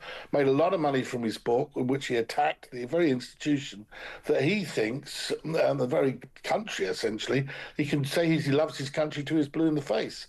Well, it didn't seem to come out that much in the book that he wrote. He was very damning of the King, the family. And surely even the most generous person to Prince Harry must realise that he's got to take some responsibility for his own actions here. I mean, the fact his father isn't speaking to him, that's pretty bad. It's pretty bad, and it's pretty obvious why. I mean, if your child had treated you the way that he has treated him, what does he expect? And now he's blathering on the BBC, whinging away about how his life he's not going to bring his children to these shores. Well, look, it's a decision that he took. He knew that this would be the reaction. He was warned about it by his father before the decision was taken, that security would be an issue. He didn't listen. And so I really have no sympathy whatsoever for him. And my only fear, and it is a genuine fear, is that, with all these things, with stories that happen over the years, if something did happen to him, whilst he was on a visit to this country, you wonder then how much it should have cost to just protect them, or put some form of protection in place. Although there was protection when he went into court. There was some level of protection there when he went into court, because an assessment would have been made there. Sure. Yeah. And I think there would be if he came over, but all they're really asking him to do is to notify him what he's doing when he comes over here, and give it. He can't have it, willy-nilly. He has to give them advance notice of what he's doing. Well, they've got the plan. So bad? Well, I don't think it's bad at all. I was a special advisor. I worked with the Home Secretary. I worked with the Northern Ireland Secretary. Two protected people, and those very brave and dedicated officers of the Royalty and Specialist Protection part of the Metropolitan Police, and indeed the PSNI in Northern Ireland as well, the Close Protection Unit there. They need, you can't generally do things as spontaneously as you would like. It's not a nice life in many ways when you're protected the whole time, but at the same time, he's got to be realistic about this. Robert, I mean, can you see any reconciliation between Charles and Harry at any stage? Any reason for that coming up? I mean, as Harry correctly says himself, that he's he did not know how much longer his father has. Father's had cancer. He's in his late 70s. He's not going to be around forever. All things he should have considered before he flounced off and just walked away from what he was supposed to be doing. I think that really both he and Meghan have got to take a long, hard look at themselves over this. And if anything does happen to the King, it's something he'll have to live with for the rest of his life. Robert, thank you. That's Robert Jobson there, the Royal Commentator. Appreciate that. Suzanne is in Teesside. Suzanne, I think you're a new caller. That's great. We love callers old and new on our station, 0344 499 1000. What do you think about reform, Suzanne? Okay. Hi, Peter. Hi. It's brilliant to talk with you. I've never ever joined a political party. Okay. I'm a floating voter. I've voted both Conservative and Labour. But I joined Reform. The first time ever I didn't vote in the last general election. I sound young, but I'm a lot older than you. My daughter's nearly 30. And why didn't you vote in the last election then, Suzanne, if you don't mind me asking? I just had enough. Uh-huh. I didn't see the point. Unfortunately, I live in a Labour safe seat. Okay. Stockton, on teas. But in the last 10 months, clearly things have changed for you because you've actually joined a political party. You've joined Reform. Yeah. I've never done that before. I've always been a flying voter. I've looked. I'm not that political. So what is it about Reform that you like? Sorry to interrupt you. What is it about Reform that you like, Suzanne? I'd had enough, so I looked into them. And they were saying what I think, and they are now still saying what a lot of working class and even middle class people think, which is we've had enough. We've had enough of illegal migrants. We've had enough of this ridiculous net zero crap. We've had enough. We don't want to be tax smart. We don't want to be told we have to have solar panels that might set our houses alight. We don't want to be told that we have to have heat pumps, which I've looked into, which are absolutely no good and very expensive. So I looked into them to see what they were doing. And to be fair, after the stuff that went on with Rupert Law, who I totally respect and wish he was my MB, I wasn't happy about it. But I got up today and I found out what's going on. And I've never been so optimistic since the last, when I actually got up and said to my daughter, oh, what's going on with the Brexit vote? What's happened? Have we lost? Because I voted Brexit. And she went, no, Mum, you've won. And I was like, yeah. So today it felt like that again? It felt like that when you saw some of the results coming in? Yeah, exactly.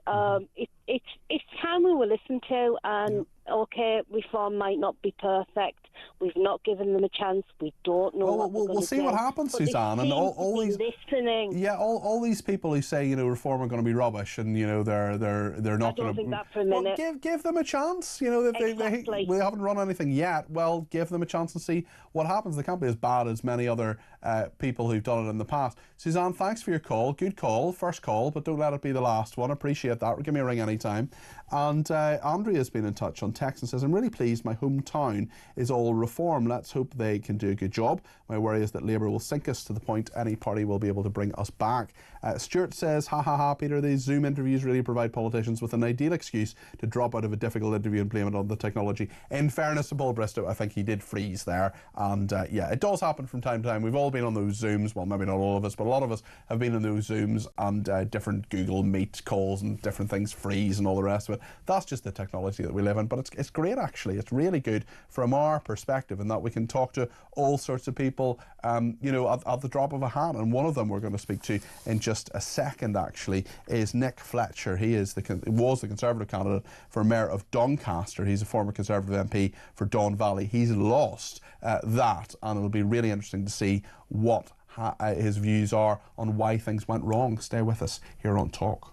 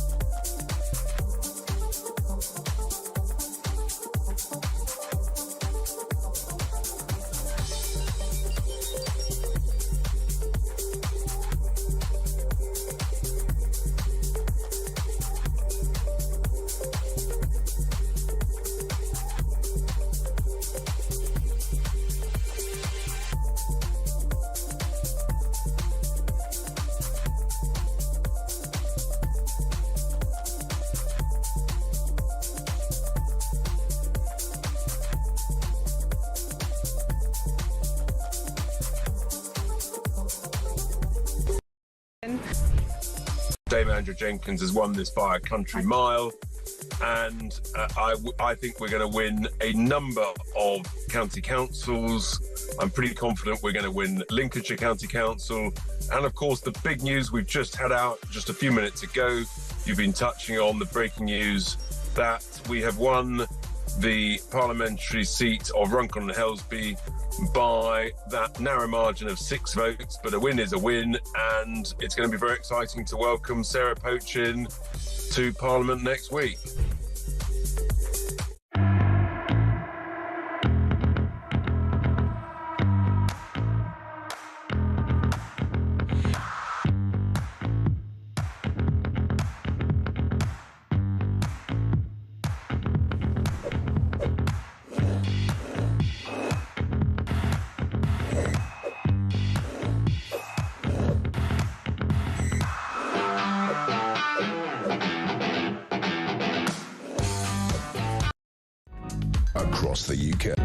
Across the UK, on DAB+, on your smart speaker, on your smart TV, and on your side. The Conservatives had a very bad night last night. Let's speak to Nick Fletcher, who is the defeated Conservative candidate for Mayor of Doncaster. He's a former Conservative MP for the Don Valley. Nick, appreciate you speaking to me today. Commiserations on losing the mayoralty. What went wrong? I think the elections were too soon after the general election. The public were very, very disappointed with what we let happen on our watch in between 2019 and 2024, and they punished us for that at the last general election. And I believe it was just too soon for any kind of recovery. I think the public in Doncaster are deeply disappointed with the two main parties. I think Labour have come in and they've been probably the most appalling government that this country's witnessed, and the public have just said we've had enough, and they've cast their votes accordingly. Every single thing you've just said there, Nick, makes me think that you've got it. You understand this. You've realised what's just happened. I wonder. Completely realised. Yeah, I mean, when I was first elected in 2020, the first thing I told my party to do was put a cap on immigration. Yeah. And it never happened, and we kept on saying that. There was quite a few groups of us down in the Conservative, down in Westminster, who kept on saying the same thing. But whether it was Treasury, whether it was due to trying to look like we were actually growing economic growth, bringing more people in. But at the end of the day, it's places like Doncaster that suffer, where there's relatively cheap housing, low-skilled jobs, and it's places like Doncaster that suffer the most, while the liberal elites continue to live their wonderful lifestyles and don't have to take any of the consequences for poor decisions that are made. You mentioned the 2019 to 2024 scenario there, the Parliament there. I just wonder about the last 6 months. Has Kemi Badenoch made things better or worse? It's a tough job that she's taken on. We had the worst general election results for goodness knows how long. I'm sure you'll give us a date on it. And yeah, it's taking some time.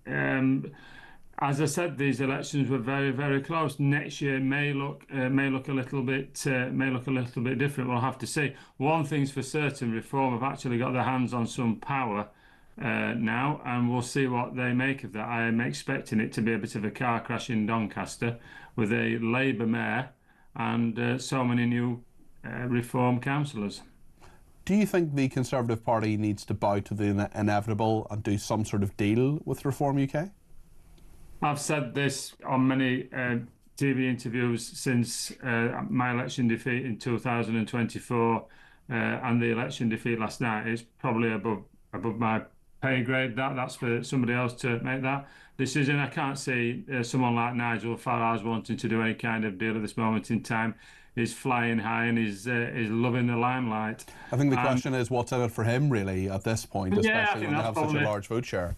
Yeah, I think that's probably true, and I mean, he's disappointed me hugely over these past few weeks. Obviously, he was let down by a candidate that he supposedly got for Doncaster Mayor, and he put a very, very young, inexperienced individual in to stand against me. And if that individual had have won, it would have been, I believe it would have been terrible for that 30-year-old. I don't think he would have been able to cope under the pressure.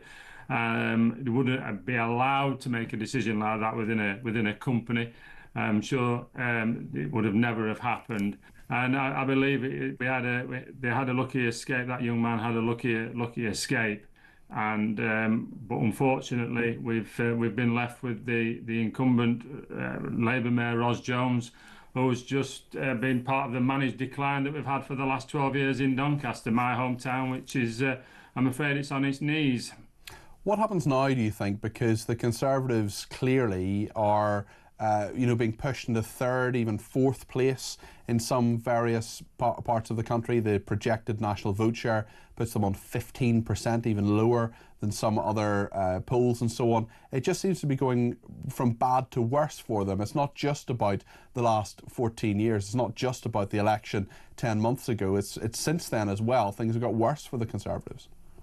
Like I say, it's been a difficult time, and we've got 120 plus MPs. I think it's 121 MPs down here. We've got some good quality individuals down there who are going to hold this government to account.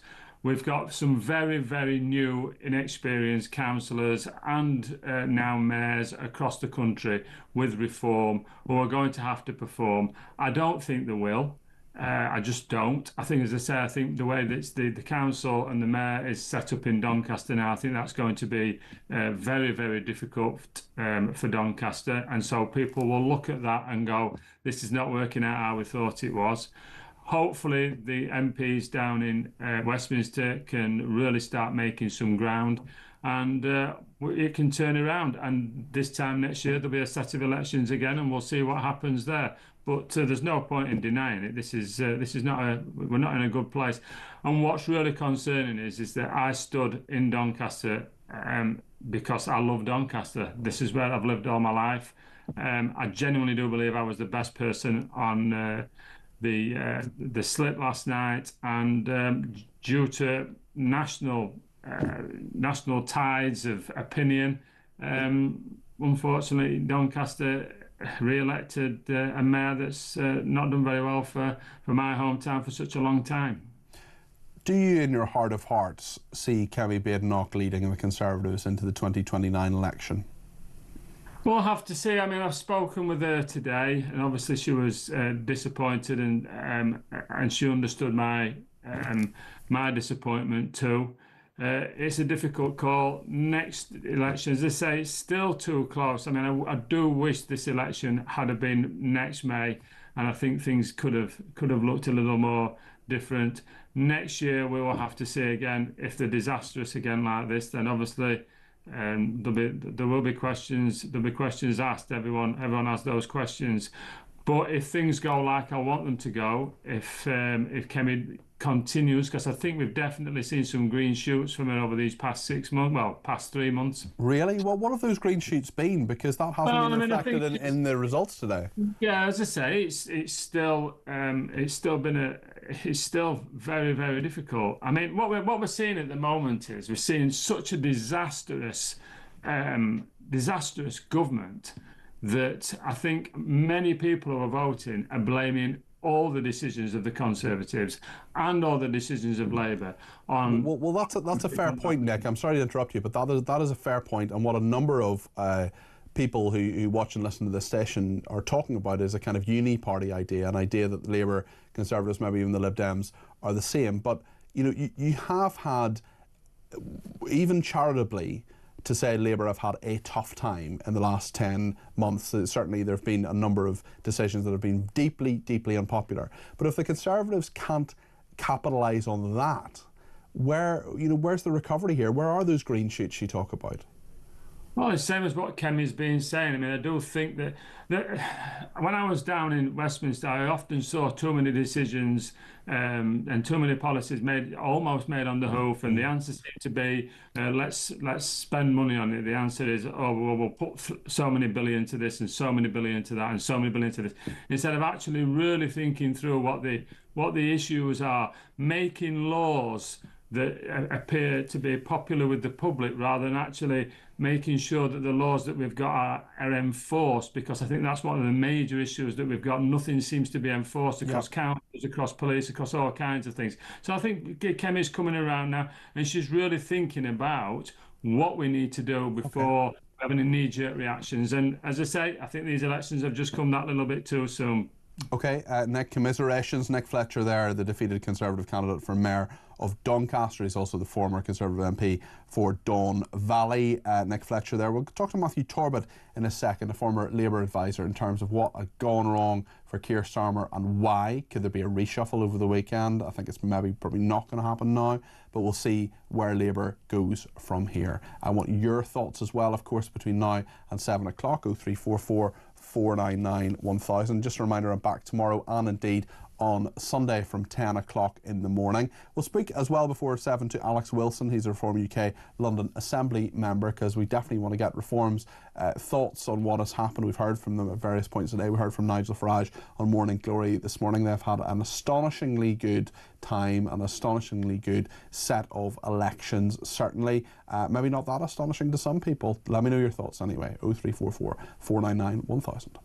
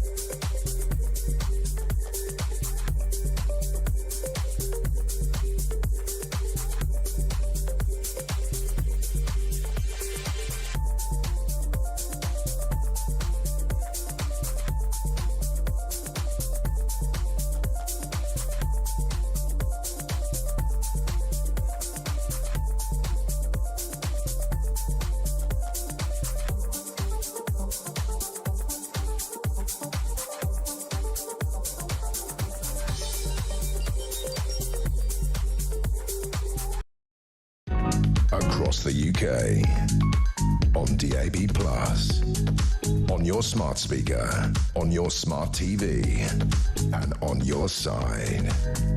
This is Talk. Right then, well, as we know, Reform UK have had a really good night at the local elections. They now have 2 mayors, they have a new MP, they have nearly 500 councillors. It's been a really, really bad night for Labour. They are down nearly 150 councillors. Matthew Torbett is a former Labour advisor. Matthew, what's gone wrong here for Labour? I think promising change, and the change that people thought they were voting for they haven't got. And by that I mean the 4 most unpopular decisions the Labour Party has probably taken in the last 10 months, none of those were in the manifesto. So I think it could also be argued that you haven't really got a mandate for that sort of stuff. So you're looking at the winter fuel allowance cuts, the closing of the loophole on the inheritance tax, the national insurance contribution rises, which has caused, one, inflation, but also businesses, small and medium, to struggle. And then also the welfare reforms that have been touted, not yet put forward. So I think I think back to stories coming back from Runcorn. There was an old lady, of which I thought she had the attitude of many people up there, who said, you know, I never voted Labour before, but I was so fed up, I was really hoping you guys would be different. And she said, but then the glasses. And she could not get her head around that the Prime Minister wouldn't pay for his own glasses, the whole donor game. I think there's been a lot of unforced errors, a lot of political own goals, the communications hasn't been very good. And it concerns me that you know, the doubling down from the Prime Minister today, but also from frontbench ministers across broadcast last night saying, you know, people know that we got handed a bad deal and they know that we're making that change. They don't. They don't know that at all. No, you're right, awful. actually. And if you ask people what the Labour government have done, as I often do, well, there are more negative things, really. There are negative ideas around winter fuel allowance, for example, and loads of people feel very, very annoyed about that. Just to say in the last few minutes, Reform UK have gone over 600. They've gone over 600 councillors. They're now at 603. The Liberal Democrats are at 356, up 151, so they've done very well as well, not nearly as well as Reform UK, of course. The Conservatives are down 600 now, even the worst prediction from any Conservative I spoke to was about 500. They're down 602. They've got 286 now. Independents, about 83 of those down, 23. Labour down 168, down to 82. That's quite a striking figure, isn't it? I would say so, and I think there's. I spoke earlier to somebody about how politics is sometimes about timing, and Nigel Farage has been around a little while now, not always at the forefront and the mainstream of the end of politics, but certainly the last decade or so, and has had huge influence when we look at things like the Brexit referendum. I also think there's definitely potential that we're heading for an American-style reckoning in this country, because... Well, in a presidential system, Nigel Farage would be president of this country. Absolutely, and I think we're living in a time where people hate, and I really mean hate, politicians. They feel the status quo has not worked for them. And if you're the government, you're sort of defending the status quo, of which people are going, but you've done nothing for me. I feel worse off than I ever have. I thought things were going to change. We hear that you're going to go even further and faster. Well, if you're in a car heading towards a brick wall, you don't put your foot down and continue to do that. So I think Nigel, a little bit like Donald Trump, I don't always like to draw them sort of parallels, two very different characters, but are you going to vote for somebody who's going to defend the status quo, in which you feel like you've been hard done by, as Joe blogs on the street in Runcorn and elsewhere, or are you going to take a gamble, particularly if you've not got a lot? You'll gamble not a lot, because it can't surely get any worse. And are you going to vote for the person who's potentially going to tear down the status quo? Well, that was often the way with Brexit, for example. You had people being lectured and saying, oh, well, this is going to kill the City of London. And a lot of people saying, well, hold on a second, were those bankers, those guys who sold us out in 2008, and then they were okay, and they still have their nice house, but I've lost my job. Ian in Manchester has been in touch and says the definition of an insanity is voting the same way and expecting a different outcome. People have had to choose reform. Rob in Lincolnshire says, I'm so glad that Reform are making progress. However, I cancelled my membership as I thought the endless spats they were having with Badenoch, Robinson, Musk, Habib, Lowe and so on was just not helpful, and we might be in for more of the same. I hope I'm wrong. Can Nigel Farage, do you think, Matthew, be a leader not just of clearly a very successful political party, it's incredibly successful in the last 24 hours, but can he unite his party, especially when there have been so many problems with his leadership style previously? I think that can be the sort of hope that he doesn't, that the two sort of mainstream parties, the Labour and the Conservatives, may hold on to, in that this is a one-man band essentially, and it always has been. Nigel's way or the highway. No, but as we've seen, if you fall out of line with Nigel, you'll be gone. And actually, you know, if Nigel wasn't there, this show wouldn't really be on the road. There isn't anybody with the gravitas, the sort of political charisma that he carries that I think we don't have in either of the other two parties. And even the Lib Dems, you know, Ed Davey makes Keir Starmer look positively exciting. And that, you know, so I can't see it. I also think, you know, I said on election night, people laughed at me. I said that Nigel Farage could well be Prime Minister in 4 years. And people, oh, no. Well, the head of Ipsos Mori said that to me earlier. Ben Page says it is not out of the question at all that Nigel Farage is Prime Minister of this country in 4 years from now. We're living in this is a time that cannot be compared. I think we can look back on political history and you look at things like the SDP for a little period, the death of the Liberal Party all them years ago.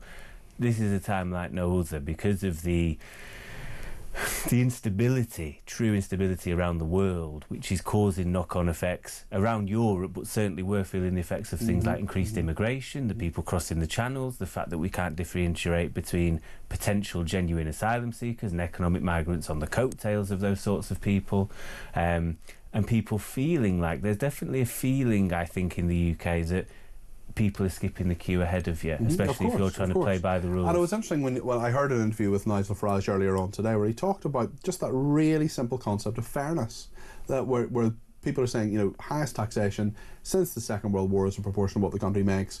Where are the public services that allow, you know, people don't mind, well, they do mind, nobody wants to pay too much tax, but if you say to people, as Tony Blair did, for example, put an extra penny on income tax or on national insurance to pay for the NHS, people say, OK, fair enough, we'd rather not do it, but we're going to if that gives us good public services.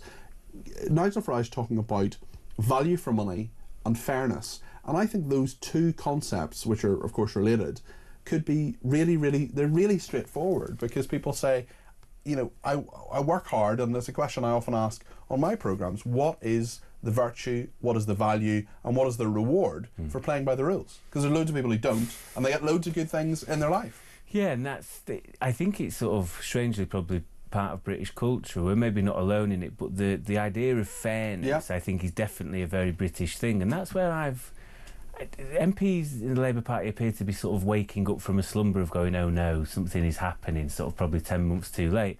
I think they miss a trick on immigration when it comes to fairness. I think the left, when you're trying to paint a picture of immigration, should be doing it on fairness. The problem with the Labour Party, and many MPs in the Labour Party, is they don't want to be seen as not nice. And what about everybody else?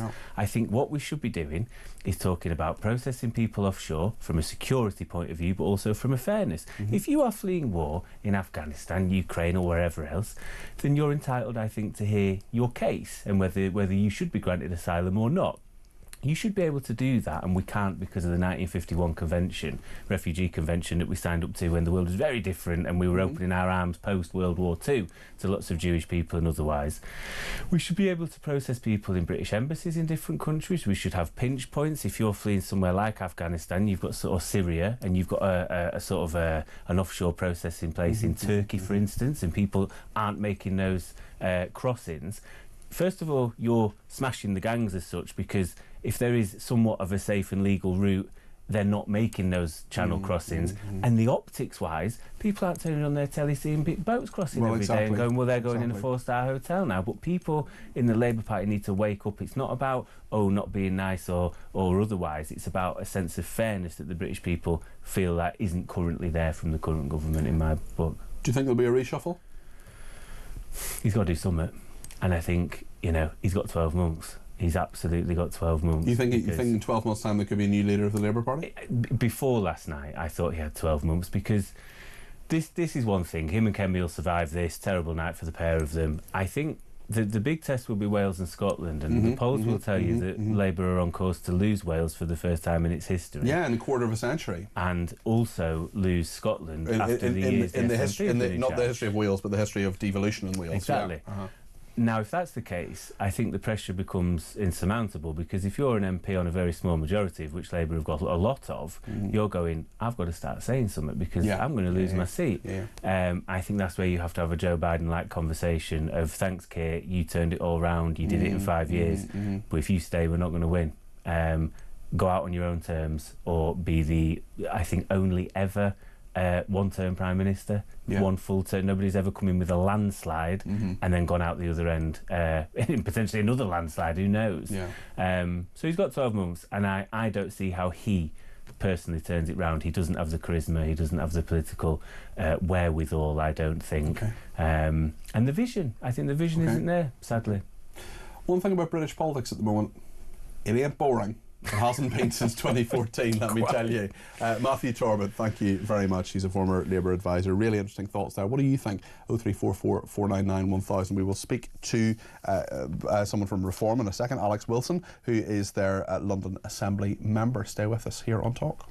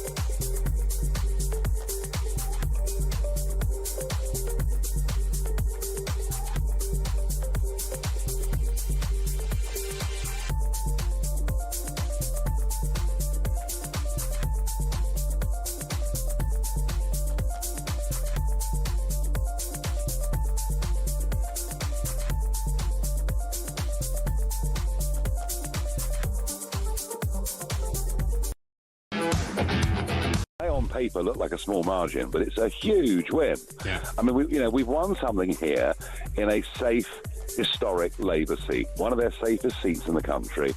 And also, if you look at the results in Doncaster, North Tyneside that have come through already, you'll see 26% swings from Labour to Reform. But at the same time, go to Lincolnshire, traditional, safe, solid blue Conservative county, and Andrea Jenkyns has won that by a country mile.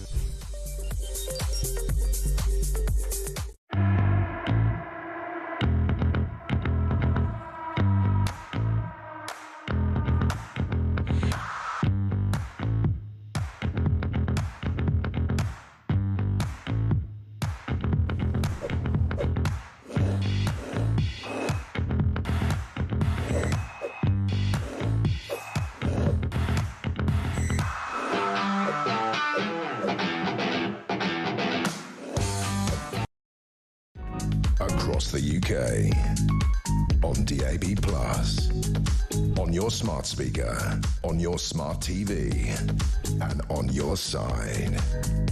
This is Talk. Thank you to Sue, who says, Peter, come on, Prince Harry is a multimillionaire and can easily afford his own personal security. He turned his back on the UK and cannot be serious in expecting the British taxpayer to pay for it. Regarding our politics, says Sue, what a fantastic and well-deserved day for Reform UK. At long last, I'm over the moon, says Sue in West Sussex. Well, one man who's also over the moon, but will soon be under the covers because he's been on the go for, 33, 34 hours, something like that, yeah. Is Alex Wilson, who is a London Assembly member for Reform UK. Alex, what a night. It's been a fantastic set of results for us in these local elections. We always knew there was a chance we could do quite well, but the results that have come through over the last day and a half have been off the scale. We've won 7 councils outright. There's another 4 at least where we're going to be the largest party in a hung council. Obviously the Runcorn and Helsby by-election, which was one of Labour's safest seats in the country. They were defending a majority bigger than the majority that Keir Starmer's got in his own seat in Holborn. That's a very good point. That's the scale of the challenge that we're up against, and we absolutely smashed it. And of course the 2 Metro mayors as well, Andrea Jenkyns in Greater Lincolnshire and Luke Campbell. Did you expect to win Luke Campbell in Holland? I think we always had a strong chance. A really strong candidate, very popular local hero, and I think he'll be a very strong local champion for the area. And that's what the job of these mayors is to do, is to be a local champion for the area, punching above your weight, literally in his case, and standing up for the community and attracting investment and being a strong voice for the area. And I think both him and Andrea will do brilliantly at that. Just to bring you up to date on the latest figures, let me just refresh this screen in front of me here. It's happening all the time. All these results are coming into us.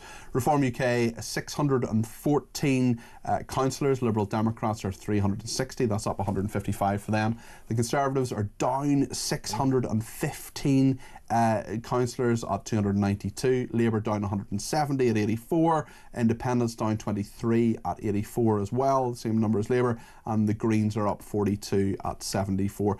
Really bad night for the Conservatives and Labour. Yeah, for both the Conservatives and Labour, but the Conservatives in particular, they are they like to think they're the principal opposition party. Therefore, we know we have an unpopular government. The Conservatives should be doing an awful lot better in these local elections. But they've lost 2/3 of their seats. All the councils, it looks like they're going to lose all the councils they were defending. So things are changing, and there's a real mood for something different out there. We're providing a real alternative. It's an ideal opportunity for a party like us because the wheels have come off the Labour government. It only took 9 months for it to happen, whereas it took 9 years for the wheels to come off Tony Blair. And people still remember how awful the Conservatives were. So a huge opportunity for us. We're replacing the Conservatives, and we've seen that the Sky News projection for vote share, a 13-point lead for Reform UK, and it's unheard of. Some might say you're perhaps getting a little bit ahead of yourself, saying you're the opposition in this country, given that you've only got 5 MPs. Obviously, you've got quite literally hundreds, over 600 councillors. You've got 2 mayors and so on. You're untested in some ways as well. I would say to the people who say, oh, it's all going to be a disaster, give you a chance.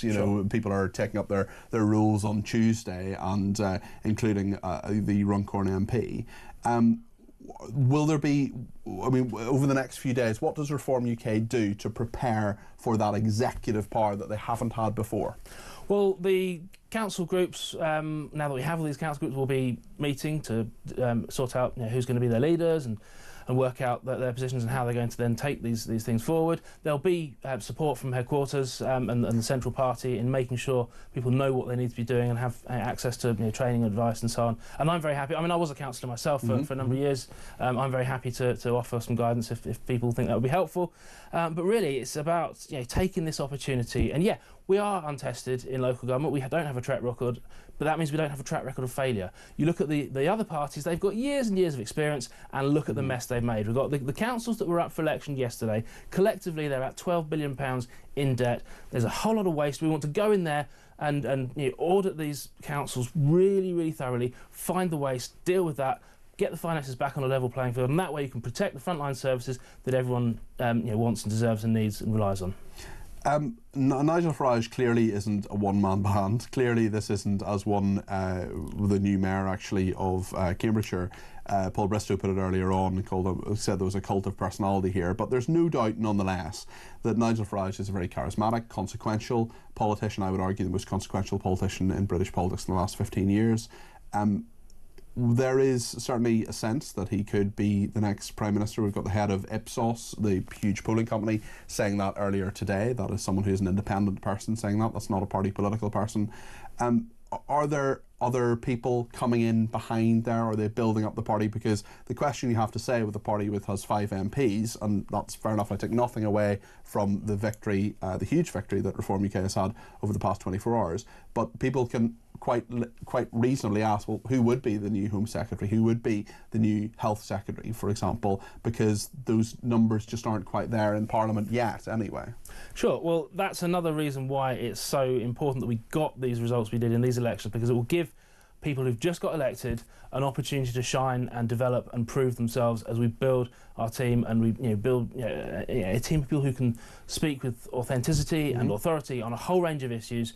And can be that that future cabinet if we were to win power. Nigel, as you say, he's a hugely charismatic politician and hugely consequential, and he has achieved more in politics than anyone else has forgotten about. He's such a towering figure, but he is also in a very unique position now compared to any other time up to now in his political career, when there is actually this real chance he could be Prime Minister. And a few weeks ago when I sat down with him, you could just sense the body language, the determination in his eyes. He can see that, he can sense that, he's not going to let this get away. And so everything that he's going to be doing and everything that we as a team behind him are going to be doing is getting ourselves in that best possible position for 2029, or if the election is earlier than that, to make sure he can get into number 10 Downing Street and we can be a new government. It's so difficult to break through under the electoral system that we have. But yesterday we smashed it, and that's what we're going to do at the Westminster level as well. One final question: can Nigel Farage hold it together? It is factual that he has had many problems with a lot of people that he has worked with. Do you think there was actually a caller earlier on, big Reform supporter, who spoke to me earlier on saying this is all a bit fast? Does it feel that way to you? Well, it's grown exponentially over the last sort of 9 months since the general election. The membership has gone off the scale. You've seen the ticker, and we're pressing refresh all the time on Boxing Day to overtake the Tories, and that was only 160,000. We're now 230,000 membership. The branch structure, that's really important. What we didn't have at the general election was a kind of properly localised branch structure to drive forward campaigning on the ground. Nigel Farage talked about learning from the Lib Dem. Exactly. Yeah.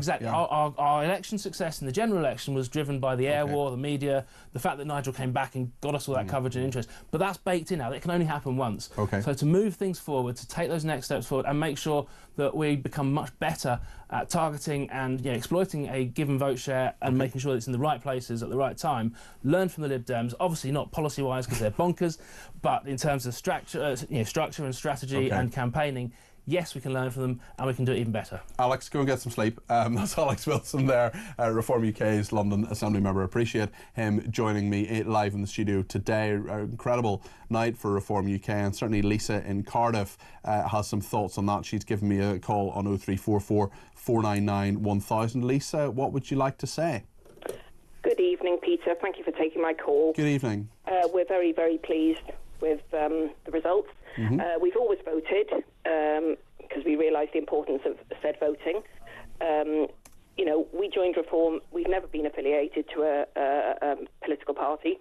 I've always voted Tory all my life because my parents and grandparents did. We joined Reform a few months ago.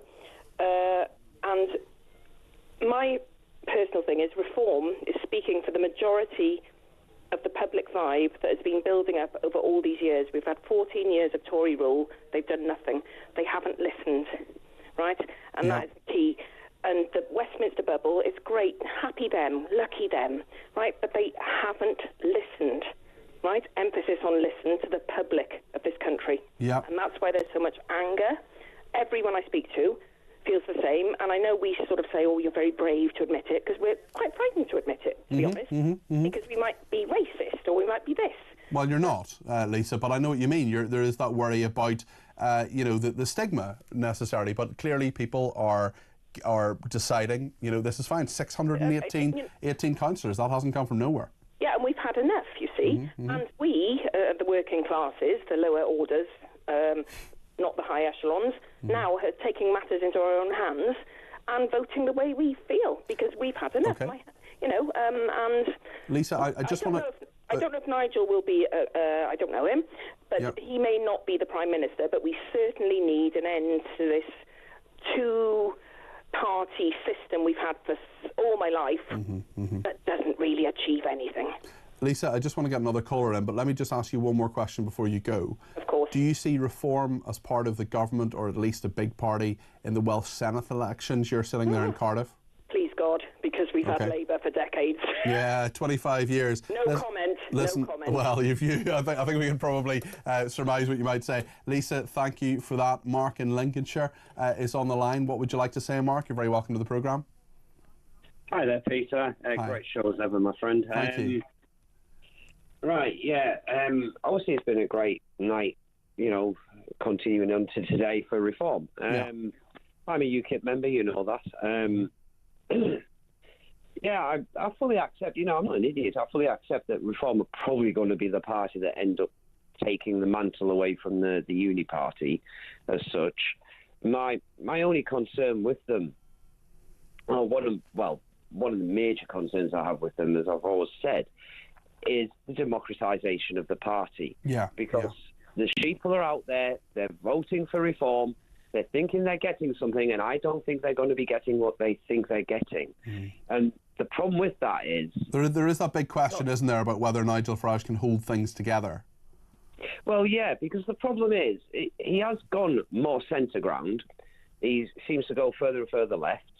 He has, funny enough, just before these elections, he started coming out with a slightly more, if you like, a Rupert Lowe style approach to immigration and what have you. More along those lines, obviously not going as far as I would like to hear.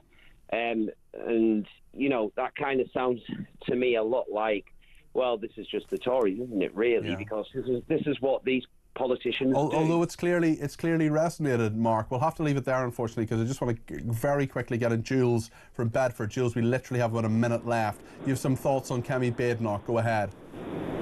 Yeah, thanks, Peter. So the issue with Kemi saying people need to trust her again is very straightforward. Even if she comes up with policies that sound a lot like the Conservative policies that many people who've left that party that go for Reform wanted, we know that about a third of her parliamentary party are basically socialists, and they won't let her do it. That's why we can't vote for her ever again. Okay, wow, Jules, thank you for your thoughts on that. That was certainly very straightforward in terms of Jules' opinion, unexpressed very quickly as well. Very quickly, Kevin O'Sullivan in the studio on the other side of the news. Kevin, what's coming up? I thought I might talk a bit about some of these election results. Right, okay, yeah. It seems maybe to be a little bit about Prince Harry.